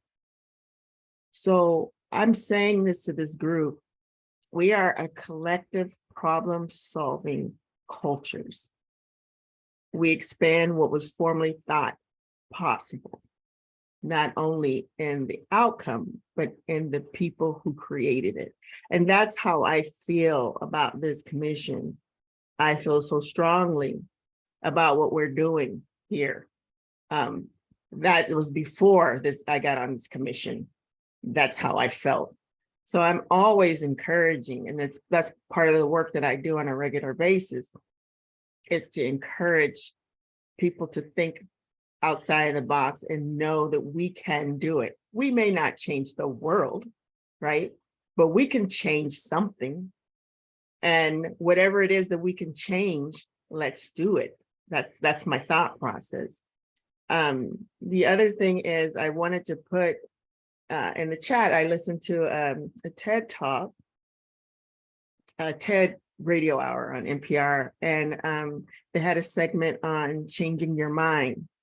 And it was actually done, I think, a year or so ago, but they redid it this last couple of weeks. And I would say it'd be interesting for folks to think about. There's 3 segments about people changing their minds, politicians changing their mind. I think the other one was, I can't remember what the other person did, but there was the last one. She was a equal rights and social justice person about calling in, and it really gave some good food for thought for me, and how we as a collective can make things possible, and how we know that the system is stacked against us, but we can do it. So anyway, I'm hopeful. That's all I wanted to say, and I will put the link in there, and I'll also probably send it out to you all if you have time to listen to that TED Talk. I think it's just amazing, and it has 3 different perspectives on, they call it changing your mind. And so thank you, guys. Thank you so much, Commissioner Sophia. I'm going to call on staff to round us out before we go to general public comment. Thank you. 2 quick points. As in reviewing the charter, obviously section 210 is vital and is entirely focused on this work. There are also a couple other sections that might be useful to look at that provide parameters to the work of the commission, and it may be helpful for us to email that out and give a few particular links that may also help give a little bit of additional context, and it has to do with powers reserved to other parts of the city government, such as city council, that are not written in section 210, but rather written in the chapters that relate to those parts, such as the city council is under chapter 1 something. And then the other point in the link that was put in the chat, resolutions 37548 exhibit A, there at the very bottom, it's the second to last portion. Wanted to give a little bit of information here that should the commission believe that additional changes should be made to the charter relating to this oversight system, they may provide a proposed change in language to the Charter Review Commission. In other words, if there is any part of 210 specifically, or other parts related to oversight that commission members would like to change, that is a possibility. The Charter Review Commission is nearing the end of its time frame, so there is not a lot of time to do this. And so as part of that same email, send out asking for if any member of the commission would like to pursue that, they can do so, and what the steps would be for that. So again, these are the parameters. They're not the only parameters. The charter has other parts that are parameters as well, but it is possible that in the next month or so or 2, we could look at changing that if the commission would like to, by suggesting that the Charter Review Commission pursue a change to the charter. And more information on that, along with specific charter references, we'll email out. Thank you. I'll pass it back to Dr. Moses. Thank you so much, staff. We are now going to take open public comment on the issues the PAC is discussing, or community members can also tell their story about policing and police accountability.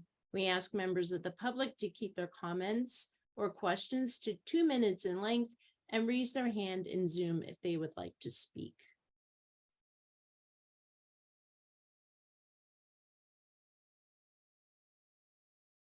I do not see any raised hands. So now we are going to move into transition tasks. We're going to review the proposed changes to the PAC areas of agreement on best practices and practices to avoid from other jurisdictions. As part of concluding the fact-finding phase last week, the commission approved the draft areas of agreement on best practices and practices to avoid from other jurisdictions. This was an item tabled from the document which means the document was approved without any version of this text. Because the commission could not come to consensus on a path forward yet.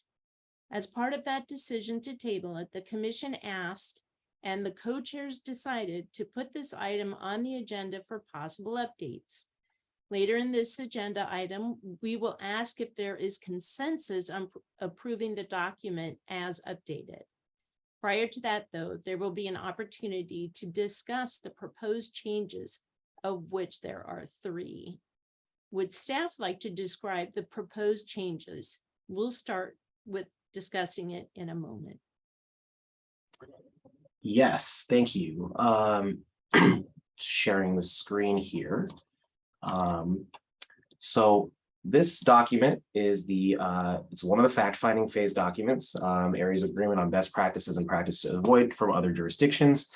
There was a item that was referred as part of section Q11 originally, and which is under hearings and findings, and it was amended, or there was a proposed amendment to replace it under best practices under the hearings and findings category with identifying the same practices as practices to avoid with relation to plea deals.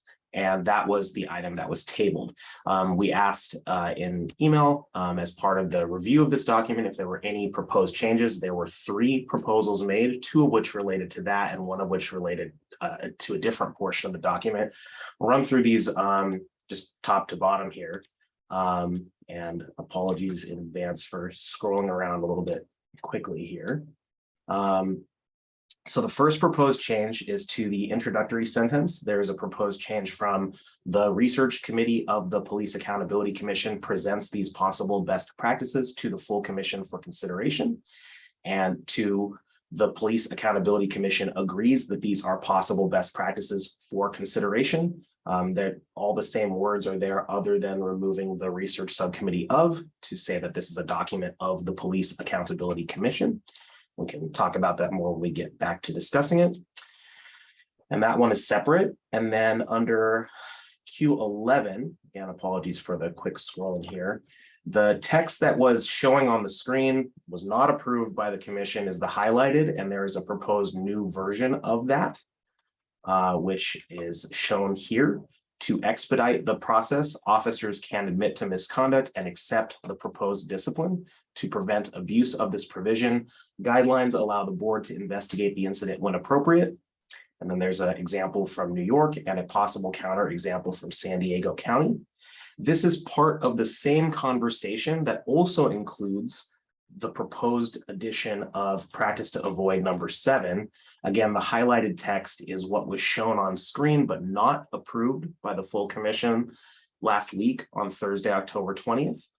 And there is a proposed change to a new version of that, which is officers who admit to misconduct can have their discipline reduced. And then again, an example in New York.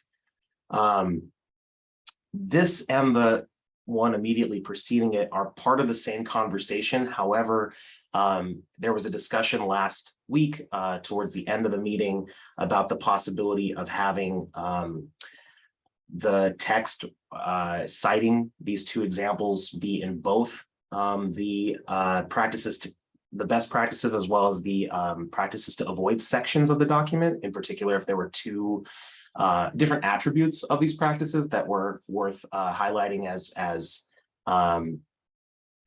the commission's consideration in 2 different directions. So in other words, the commission can choose to leave it as is, which is to say to not have it in the document at all if there's no consensus. The commission could choose to add text above as Q11, or the commission could choose to add in this text here as practice to avoid number 7, or the commission could choose to add both. And all of those are technically available options to you. And so when we get to this particular conversation, it may make sense to look at that as sort of a package of options as opposed to a simple in or out kind of conversation. So that's the run through, and we can scroll around as needed as the discussion progresses. And again, it's going to be a little bit of back and forth because they're separated by several pages. I'll pass it back over to Dr. Moses. Thank you. Very good. Thank you. So I would suggest that we start with this grouping here at number 7. And begin our conversation there.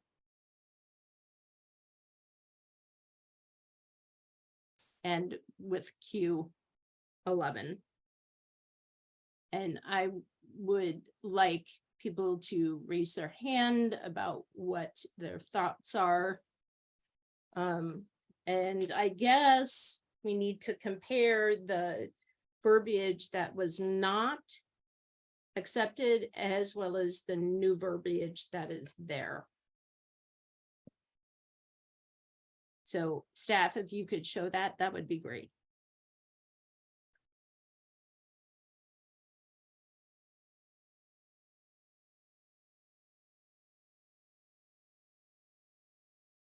Yes, so again, the highlighted text is what was on screen last Thursday, October 20th, but which was not approved by the commission. So I'll give everybody a moment to read this and then go to the other portion of the text that was also not approved yet. Q11, officers can admit to the oversight body that they committed misconduct.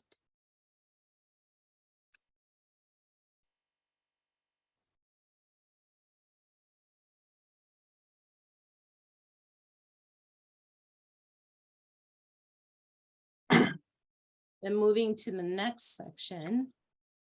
The next. Yeah. This is the version of the same content that was proposed last Thursday, but considering it a practice to avoid. And this was also not approved by the commission last week. Very good.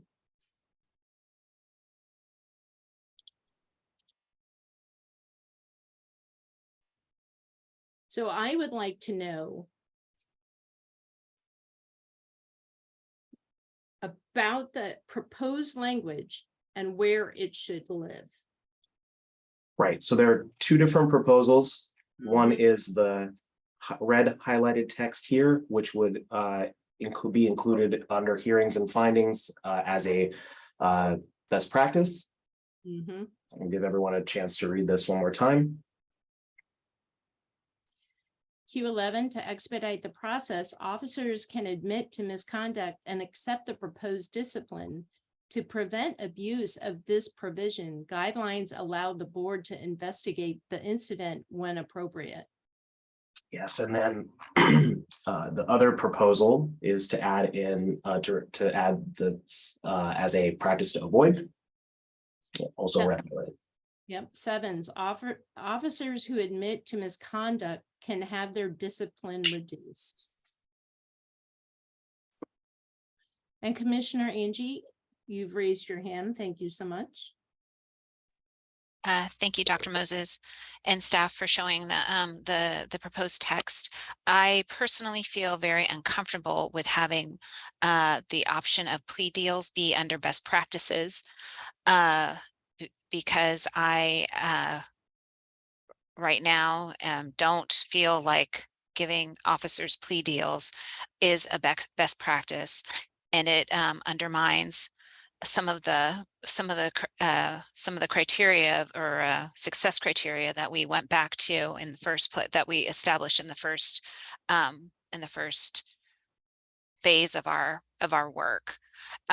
So I don't know if you want me to talk more about, transparency and those five, I think it was five set of success criteria, but I don't think that including plea deals in the best practices is part of where we are trying to get to and our values. Thank you. Thank you, Commissioner Angie, and thank you for having us refer back to the values. Commissioner Sophia. I just wanted to agree with Commissioner Angie, and also add, there's a lot of, and I was doing some research when I was trying to figure out how to deal with this issue. But what I did find in my research is a lot of, most of the time, when police officers are charged with anything, it's already reduced to a lesser charge. So they almost, there's been some statistics, I can't remember which city it was in. For some reason, I think it was New Jersey, and their police system, they're like out of in 1 year, 9 cases that came before them, there was only one that actually stuck, is for discipline for the police. And they seem to find that the cases that are most egregious are also the ones who get the lesser charges. So I think that's already happening. So I feel like we would be doubling up on that, giving them more space. They're already getting charged with the lesser of the charge, and then we're asking the plea deal. So I mean, we're whittling it down to almost nothing. And the issue with plea deals in general, even with criminal acts, is that it's not fair. It's not fair because the evidence is not presented in court. So the transparency, we go back to the transparency again. So that's my comment. Thank you. Thank you, Commissioner Sophia. Commissioner Jay. Yeah, I want to definitely echo the first two folks that just spoke. And in my opinion, the only way that I could see this being something that could really work towards, community development or healing is if it was only initiated by, for example, the victim's family or the victim themselves, because often being part of these processes are, it's in the media, it's a danger to their safety given police's retaliatory nature. And sometimes people just want to move on with their lives. So I would only think that expediting the process would be something that only if it was initiated by a victim or a victim's family. But if it's just the police want to expedite the process, I don't trust that they want to expedite it for a good reason, And if the city wants to expedite it, I'm not necessarily, right now, the way that expedition seems to happen is not a community-centered approach, which is one of the values. So if we want to see something expedited or recommend expediting something as a best practice, it has to be within a community-centered way. And so just prioritizing families' wishes. And so if they want to expedite the process, I have no qualms with that because it's completely understandable, like I said, given the risks to their lives, to their livelihoods that come with sometimes, these public accusations and stuff like that. Thank you, Commissioner Jay. Commissioner Dan. Oh, hi. Yeah, thank you. Can we go back up to the proposed language there? Thank you. So the problem that I thought that we had, and I think we're still having, is language. And the words plea deal appear in the research from New York, but that's why I wrote this proposed language for what would be the best practice. The best practice, as written, says that to expedite the process, and we heard the DOJ speak to that last time, officers can admit to misconduct. So in other words, the community member has said they did something wrong, and the officer admits they did it, and accept the proposed discipline.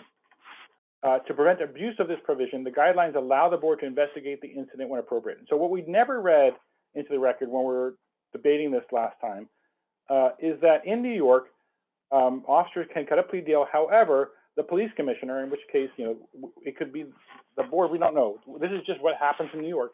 The police commissioner can reject the deal and order the board to hold a hearing. So there are guardrails saying, okay, you know what? This is a case where there's other stuff going on that didn't get addressed. I don't think this is a good deal. There needs to be a full investigation, full transparency, everything that people are worried about not happening in cases where it's not appropriate to use the stipulated discipline. I mean, we're using the word plea deal because that's just what came out in New York. That's not really, plea deal is really something in court and it's in criminal cases. So then the counterexample or the possible counterexamples in San Diego, and I don't know, my research didn't pull up whether or not there's a fail-safe in that system. So I don't know for sure that there isn't one, but it says that officers can plead no contest. In other words, the same thing. The community member says, you did something wrong. The officer says, yep, you're right. You got me. Whatever the discipline is, I'll take it. I think that as long as the facts of those cases are revealed to the public, I don't think that in any way undermines what we're trying to do. And moreover, none of accepting this document as a research document says we're going to do this exactly the way it's written in any of these cities. There are lots of things throughout this document that are problematic, but the idea is to have this on our plate so we can design a system that will work, and we can add in those pieces that were just being talked about, making sure that the community member has a say in it. We can add that in later, but this is just what the research said. So and my last thought about this is that if we put this in the section that's called practice to avoid, then if we do want to come up with a version of it, we won't look at it because we put in the practices to avoid. So that's what I think should be the practices to consider, just so that it's there when we're coming up with what to do, and we can design our own version of it. That's my last thought. Thank you. Thank you, Commissioner Dan. Commissioner Charlie. So I think what I'm hearing then is we're not going to have an option for the cop to plead guilty. And if that's the case, then, I doubt seriously if this will pass council. There's going to have to be that option. And my concern is the discipline part, like just because they plead guilty, how far down the scale do we go with the discipline? And also, isn't there a third category to put these in? Not barrier, not best practice, but something in between. So at least we got it on here. And then figure out the gory details later. I don't know. Thank you, Commissioner Charlie. I'm going to go with staff, and then I'll go with Angie. Commissioner Angie. Yeah, just to clarify, to Commissioner Charlie's point, whether it's in this document or not does not determine whether or not an officer would be allowed to plead guilty or not. That's a kind of like similar to what Commissioner Dan just said, that this is not the recommendations, so that it does not preclude that option from being put in this phase of work and in the next phase. So there's no prohibition or necessarily the two things are not related. Whether it's in the document or not does not affect whether or not an officer would be allowed to. However, this does express an opinion on whether or not a reduction in sentence is a good thing or not, and that is at least this second proposal does. The first proposal above does not address that directly in any way. And then the other point, I think, let's just scroll up to have it here, is that there is no third category in this document. If it was something that is simply a practice that was identified, then but which the commission does not agree is a practice to avoid or a best practice, then the outcome of that would be that it's not included in the document at all, but it still lives in the research notes. It still lives in the research spreadsheet, which are also public records of the commission. Thank you. Thank you for the clarity, Commissioner Angie, and then Commissioner Debbie. Oh, does Debbie want to go before me because I've already spoken? I don't know. I can. We're good. Okay, thank you. I just wanted to go back to I feel could you scroll up, please? So with these two examples, I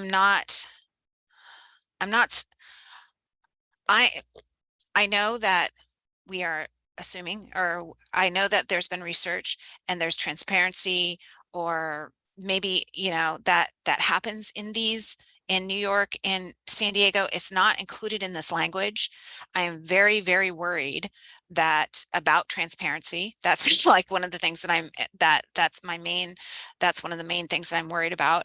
And I don't think that these examples have enough teeth to exemplify that they are best practices. And I understand wanting to consider these practices, but I don't want to say that they're best practices because I don't think they've been proven to be best practices, at least from what I have been hearing from them so far. So that's what I'm kind of saying. I think that staff sent something out right before this meeting or during this meeting that staff had contacted NYC, and and I'd like to hear a little bit more about that research, perhaps about questioning NYC and finding out what their practice is, and maybe that will give more clarity to how I'm feeling about the transparency, about the quote unquote plea deals or the stipulated discipline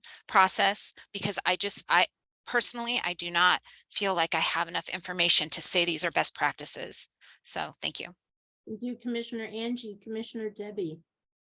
If Samir has the answer to what Commissioner Angie just mentioned, let him go first, and then I'll go after that. Okay, staff, please.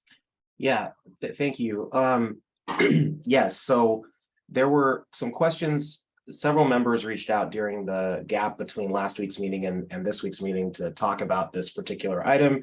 There was an emphasis in the research on particular attributes like the expediting of the process, but there wasn't a lot of clarity necessarily around some of the other elements of this, including transparency, as well as the question that Commissioner Dan raised about whether or not discipline would be reduced. So staff reached out to try and get an answer to those and was unsuccessful at reaching San Diego County. However, just this evening, well after hours in New York, got a call back from one of the staff members of the Administrative Prosecutions Unit of the CCRB in New York, who gave some more information there on both parts of this. And so first, I want to note that the original research was done in the subcommittee by Commissioner Dan, and the staff member over there did confirm all that is accurate. So this is in no way a contradiction of that research. And if anything, it's simply adding a little bit more detail there and shouldn't be interpreted in any contradictory way. But specific to those two questions, one was if the discipline can be reduced, and the way it works there is that investigators recommend a decision on substantiating allegations as well as a penalty based off of a disciplinary matrix to the board. The board works with the CCRB, works with the officer as well as their attorney to craft an agreement that they can both agree to within the disciplinary matrix, which has flexibility based off of aggravating and or mitigating factors. And if they both agree to it, that negotiation allows for the officer to argue for mitigating circumstances. And then the staff recommends that either the presumptive penalty is used or mitigating penalty is used, depending on how that conversation goes. And then the plea is given to the officer to accept it. So in other words, there is a possibility that the discipline would be reduced, and then either the officer accepts that, in which case it happens, or goes to a hearing. And by happens, what that really means is it goes to the police commissioner, who's a mayoral appointee, who has a lot of different options, including rejecting the deal and ordering the board to hold a hearing. They said that it is rare, but it happens. And then the other question about transparency, the fact that a plea was made is publicly disclosed. The record does indicate whether the officer pled guilty or was found guilty at the administrative trial. And the discipline imposed is included, but the record does not explicitly say whether the discipline was reduced as a result of the plea, but members of the public can look at the discipline, look at the charge that the officer pled guilty to, and compare that to the disciplinary matrix, which is public, and determine for themselves, is this presumptive, is this aggravating, is this mitigating? So that's the degree to which there is transparency. And that's again for New York. No information on San Diego County. In the event that San Diego County gets back to us at any point that's relevant to this conversation, we'll definitely forward that out to everybody. Thank you. Thank you so much, staff. I'm going to go to Commissioner Debbie and then Commissioner Faith, and we are at 9 o'clock. Well, so I would like to see this stay in as a possible best practice because, you know, we don't know if our system is going to have the capacity to, you know, investigate everything that comes their way. This is a way for officers to kind of get it over with. Let's say they used a swear word. They know they did it. They're going to say, yes, I did that. And we could write our policy in a way that says, just because you own up to your misconduct doesn't mean your discipline is any less. We're sticking with the matrix. And so if it says that this is what, you know, what the consequences are of using a swear word, then that's what they get. But it makes, you know, it just moves things along faster and can help deal with capacity issues for our system. So I would like to just keep this idea in there so that we can shape it in any way we want or not use it at all, but that option will be there for us. Thank you, Commissioner Debbie. Commissioner Faith? Yeah, I think I understand the concern, and I'm gonna give an awful metaphor for how it's making sense in my brain, is that the research is like a menu of what is being served at a restaurant. This is one of the items. If we want to be community centered, we get to add the avocado on the menu item that's already there. We get to like take off the lettuce and the tomato of like, we don't want there to be a reduced discipline for the officer based on him deciding to not go through the discipline process. Like when we get to the phase of making that decision, we will make those choices. But now I think it's helpful for us to have it on the menu as a lever when we get asked, wait a second, you designed such a complex system. How are we going to move through it quickly? Like this is just one of the menu items that we can consider.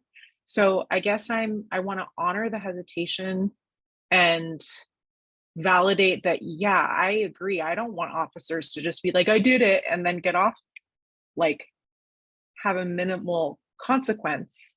But I think that we can use this as just an item to consider. And then we get to tailor it when we make our own recommendations and decisions moving forward. So I think that is why it's hard for me to call it a best practice, but when I say it's a best practice to consider, I can sit easier with it. Thanks. Commissioner Sophia. I'm listening to everyone's comments and trying to culminate, you know, that I still strongly disagree with having it as a best practice. I did put something in the chat and says, you know, well, before I say that, I would like to say that when we're making these recommendations, we're making them as they were researched. So we can't add or take away, or it wouldn't be appropriate. So it's really honestly not enough information. I think that's why we're all going back and forth trying to figure out what's good, what's the good part and that we like, and it's stuff that we don't like, but it's all wrapped up in there and you can't really tease it out.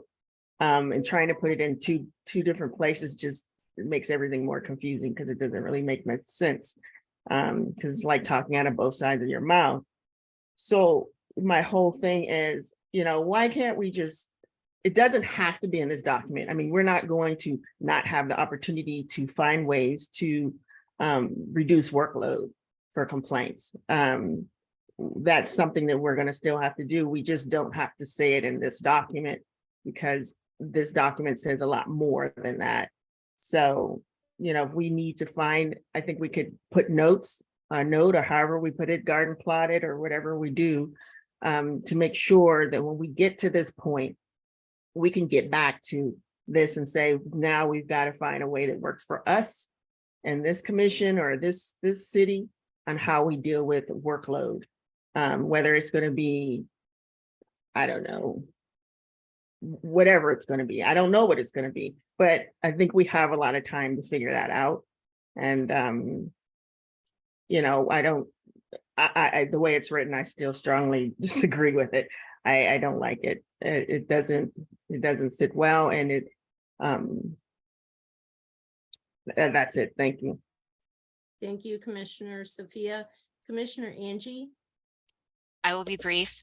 This document is not only a menu, it's a historical document that can be looked at in the future. And I cannot vote for this saying that it's a best practice and have people in the future think that I thought that this was a best practice. So I'm just going to put that out there, that I know we can keep it in there as a practice to avoid, and I can feel okay about that, and we can consider it when we're considering putting all of this together in the future.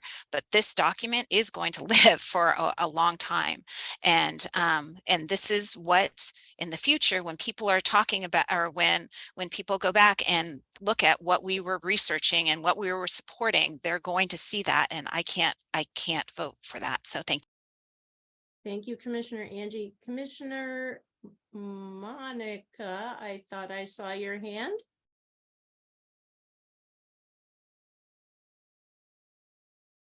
I'll go with Commissioner Jay, and then I'll go with staff. And yes, Commissioner Monica was talking, but I think She was she's on mute. muted. Yeah. I'm so sorry. Okay, I'm sorry.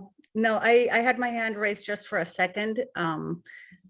Just to, I wanted to remind us that we're not saying that this is a best practice. We're saying that it's a well, maybe if we have a section called practice to consider with reservation, and just put that whole section in there, just a different section. We can't figure out, you know, we right now with the information that we have, can't support it fully, but we don't want to discard it either. And we have to also remember that this action is part of the Department of Justice agreement with the city and part of what the city has been charged to do.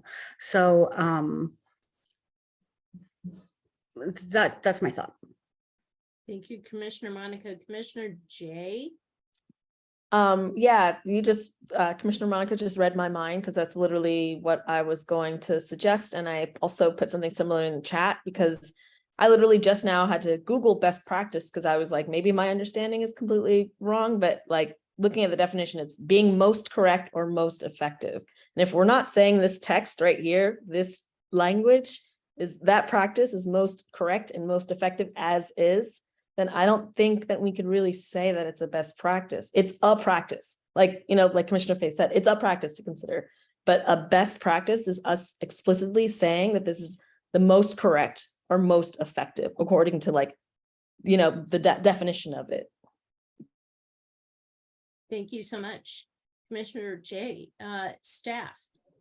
Yeah, just to touch on this, there are 40 plus items that were in the spreadsheet that eventually contained all of the different research practices found by the subcommittee on research that were not put into the were not ever put into any of the documents, either the subject matter experts one or this one, because the fact that it's not in here does not preclude the commission from looking at it in the future. It simply does not put it into the record that it was something, you know, the historical record, that it was something that the commission felt was either a practice to avoid or a best practice. Having said that, there is also this question about the settlement agreement. I think to clarify, the settlement agreement and you know, we heard this from the DOJ.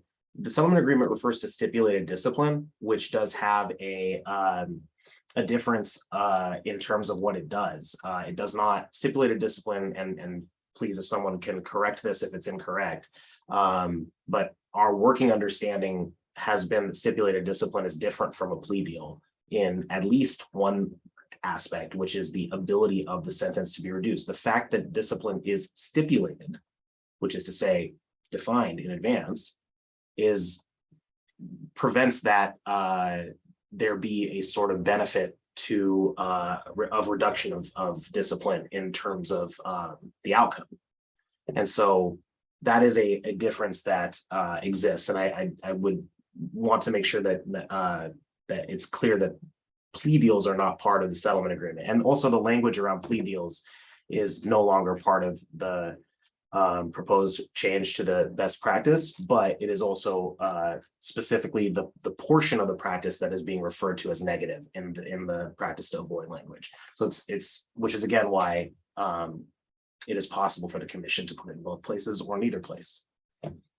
Having said all that, it is 9:10 p.m. and there are about 7 minutes worth of additional items on this. It does not appear, but I would defer to the co-chairs of the commission. It does not appear that is going to be consensus on this matter today. So it might be worth facilitators asking if we can move on to the next agenda item.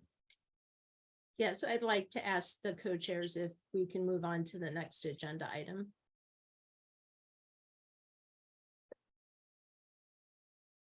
Co-chairs? I see Tierce's hand, thumbs go up. ahead, Tierce. Thank you. I'm sorry, I can't see everyone. Yeah, I didn't see Christian's hand up though. Co-chair Tierce? Oh yeah, I had my thumb up. I think that we should come back to this item. Yeah. At a later time. Yeah, we don't have consensus and enough support, so we can't do the general support. So tabling this for a future conversation is the appropriate move. That's what you're saying? Yes, thank you. Thank you very, very much. Okay, then where are we off to? We are off to the races, subcommittees for powers and duties phase. This is part of our transitional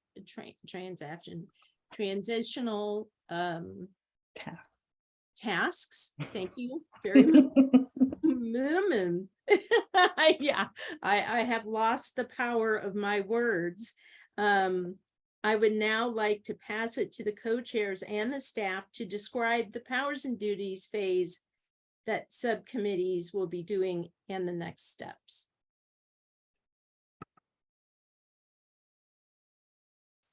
I Apologies, want to invite staff. Thank you. Yes, and you can resume the screen share actually. Sure, no problem. Sorry about that. I think that's on slide 34. Yeah, so on September 15th, draft work plan for the powers and duties phase was presented, feedback was given, and as part of that, there was a discussion around what the commission had already decided in the agenda and scope document would be the outcome documents for this phase of work, as well as a proposal to have one subcommittee focused on each one of those outcome documents. The feedback given during the meeting as well as afterwards was given to incoming co-chairs. Co-chairs are allowed to develop subcommittees on their own. They're also allowed to be developed by the full commission. And in this case, the first process was followed. And so 3 subcommittees have been created for the powers and duties phase, one on access to information, one on individual accountability processes, and one on structural oversight. If you could go to the next slide, please. Yep. And this is, again, the draft work plan, which will be updated regularly and will develop, each one will develop a document over the course of its meetings. Based in part upon feedback from council offices, which you've heard, today, Derek, from Derek Bradley. We're looking at a presumptive number of meetings here of roughly 4 meetings per subcommittee, but that's a little bit flexible based on how much they need, how much time they'll need to do it. There may be a little bit of flexibility there, and getting that into a proposal that is referred for a draft areas of agreement on each of those areas to the PAC to be presented in early January so that the full commission can decide on those and eventually approve those documents in January. And that is how that works. An email will be circulated to members of the commission to ask them to volunteer. So you'll be asked to volunteer for one subcommittee at first, and then looking at the numbers after that, co-chairs can decide to go back and ask for maybe second choices after that, but starting with one just to see how many members are on each and getting those going. And subcommittee meetings will start on November 7th.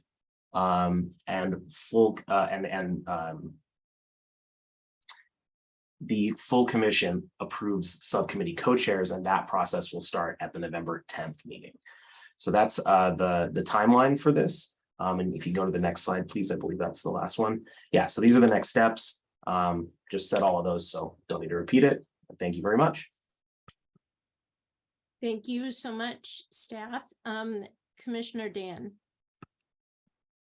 So given what we've heard from people who've co-chaired subcommittees and the full commission about how much extra time it is, this structure puts us in a place then where we have 3 co-chairs for the full commission and 2 for each of these 3 subcommittees, which means 9 people, or almost half of our commission, will be putting in all that extra work as co-chairs. So I was wondering if it would be better to have like one drafting subcommittee that has these 3 working groups within it. And then I'm also a little confused about the announcements about these 2 public engagement events that are coming up because they were starting to be planned by a subcommittee, and now we don't have a community engagement subcommittee. You know, I'm just wondering why maybe we should have a drafting subcommittee and a community engagement subcommittee instead of 3 subcommittees. That's my thought. Thank you. Thank you. Staff. Yeah, so just to clarify, under the bylaws, the co-chairs are allowed to create subcommittees. So this is already done. And just wanted to make that super clear. This is not, we'll just clarify what this agenda item is just to let people know there'll be a request coming out in the next day or 2 to ask for members to volunteer for that. And also to clarify that in just a minute or 2, we'll have a conversation around community engagement events. And that also is something that we'll be talking about in just a little bit here because it's starting next week. Thanks. Very good. Thank you so much. We will now go to the next slide, please. That is our garden plot recap. So, co-chairs, do you have any garden plots? And wanting to remember, this is a time to summarize any items already brought up today, which don't fit into today's agenda. Apologies, Christine. I believe Christian was going to say something. Oh, I'm so sorry. I just wanted Oh, no. wanted to remind us what a garden plot item is. Understood. It was totally fine. I did not take any offense. The only one that I can think of is the conversation that we just had around the proposed changes to the document from the research subcommittee. Yeah, that's like the biggest one in my mind right now. See if the other co-chairs might have had other ones that I can't think of. Thank you. Thank you. Commissioners, no, I'm sorry, co-chairs. This is a time for co-chairs, for staff, and for facilitators. I don't have anything in the garden plot. Don't either. Thank you. I don't either. Thank you. Thank you so much. Okay, then I want us to go to the next slide, please. Nope, sorry. Yeah. Yes, so before going through this, actually, I'm going to pass it over to our engagement and communications coordinator to briefly talk about the listening session at the next week. Very good. Hello, everybody. My name is Austin Foster. I use she, her pronouns. I'm the Community Engagement and Communications Coordinator for the Police Accountability Commission.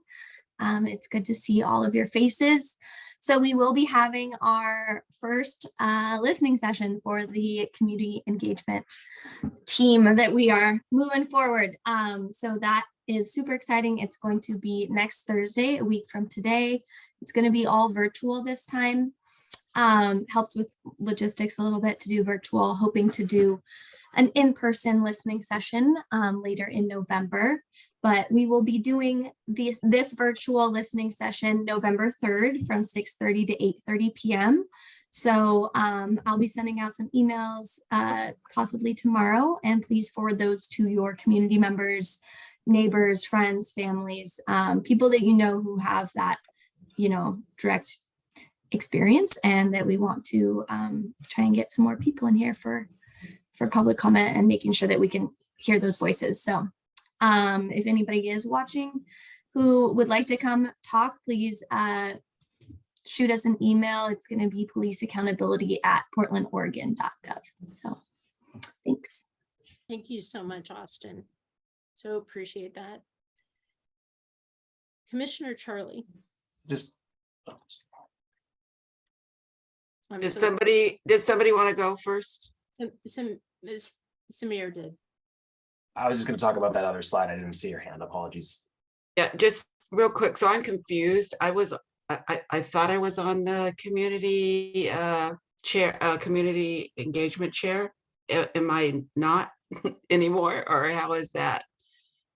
Fact-finding phase co-chairs Faith, Lavisa, and CMOB created subcommittees for the fact-finding phase back in April or May. Those committees were all created through the end of the fact-finding phase and had a built-in sunset on it. Similarly, and you'll see it in the subcommittee one-pagers, the same applies to these three, by the way. So they are all through the end of the powers and duties phase. And so that subcommittee, just the same way the bylaws and internal processes one from the organizational phase no longer exists, the further subcommittees no longer exist for, in part, the reason exactly as was already mentioned, having 11 co-chairs would be simply too difficult. And now that there's a different structure in place to help coordinate that, that would be a part of it. There'll still be a consultation with members, of course, and we'll talk more about that from a staff and member coordination perspective, of course, because it's all going to be in line with the community engagement framework that the commission talked about. And if I can use that as sort of a jumping off point to the next slide, during the community engagement framework discussions, members asked about multiple forms of advanced public comment. So not merely being able to give public comment at meetings, which the commission does, but also having an online web form and also having two other methods that came up specifically during that time. It hasn't really been a topic of conversation for a long period of time, but it has been going on behind the scenes trying to navigate through city bureaucracy to get it done. And so the postal mailbox is now live. Any member of the public can send postal mail to the Police Accountability Commission, which if received, by a couple of days prior to the meeting will be scanned and circulated by that meeting to all members. And if it's received after that, it'll be done by the next meeting. So it'll always be circulated. Just it kind of depends when it comes, whether it gets done on this Thursday's meeting or the following Thursdays. And that PO box is down here on the slide. It'll also be posted on the website and also circulated through other means. There's also going to be a voicemail box. It'll be live very, very soon. Hopefully by the next meeting, we'll be able to announce that phone number. Similarly, any member of the public can call, leave a voicemail. That'll be transcribed. In both cases, it'll be translated if necessary. So you can leave messages in other languages as well. And then that'll also be circulated to the public. These are methods that will hopefully help fulfill the commission's vision as expressed in the community engagement framework to have more methodologies for people to give feedback to the PAC. I'll pass it over to facilitators to go to the next slide. Thank you. Thank you so much, staff. So thank you all to all of the members who attended today's meeting and for your contributions today. Thank you also to the interpreters supporting access to meetings of the Public Accountability Commission and its subcommittees for all Portlanders. Thank you to our briefers for coming and spending their time with us and sharing their thoughts with the commission and the public. And finally, thank you to the members of the community for attending and contributing your thoughts and questions. You can give advance public notice prior to future meetings at tinyurl.com/PortlandPAC comment. You can sign up for email updates on the PAC's work at tinyurl.com/PortlandPAC updates. It is now 9:25 and this meeting is adjourned. Thank you all. Thank you, everyone. Have a good night. Thank you. Good night.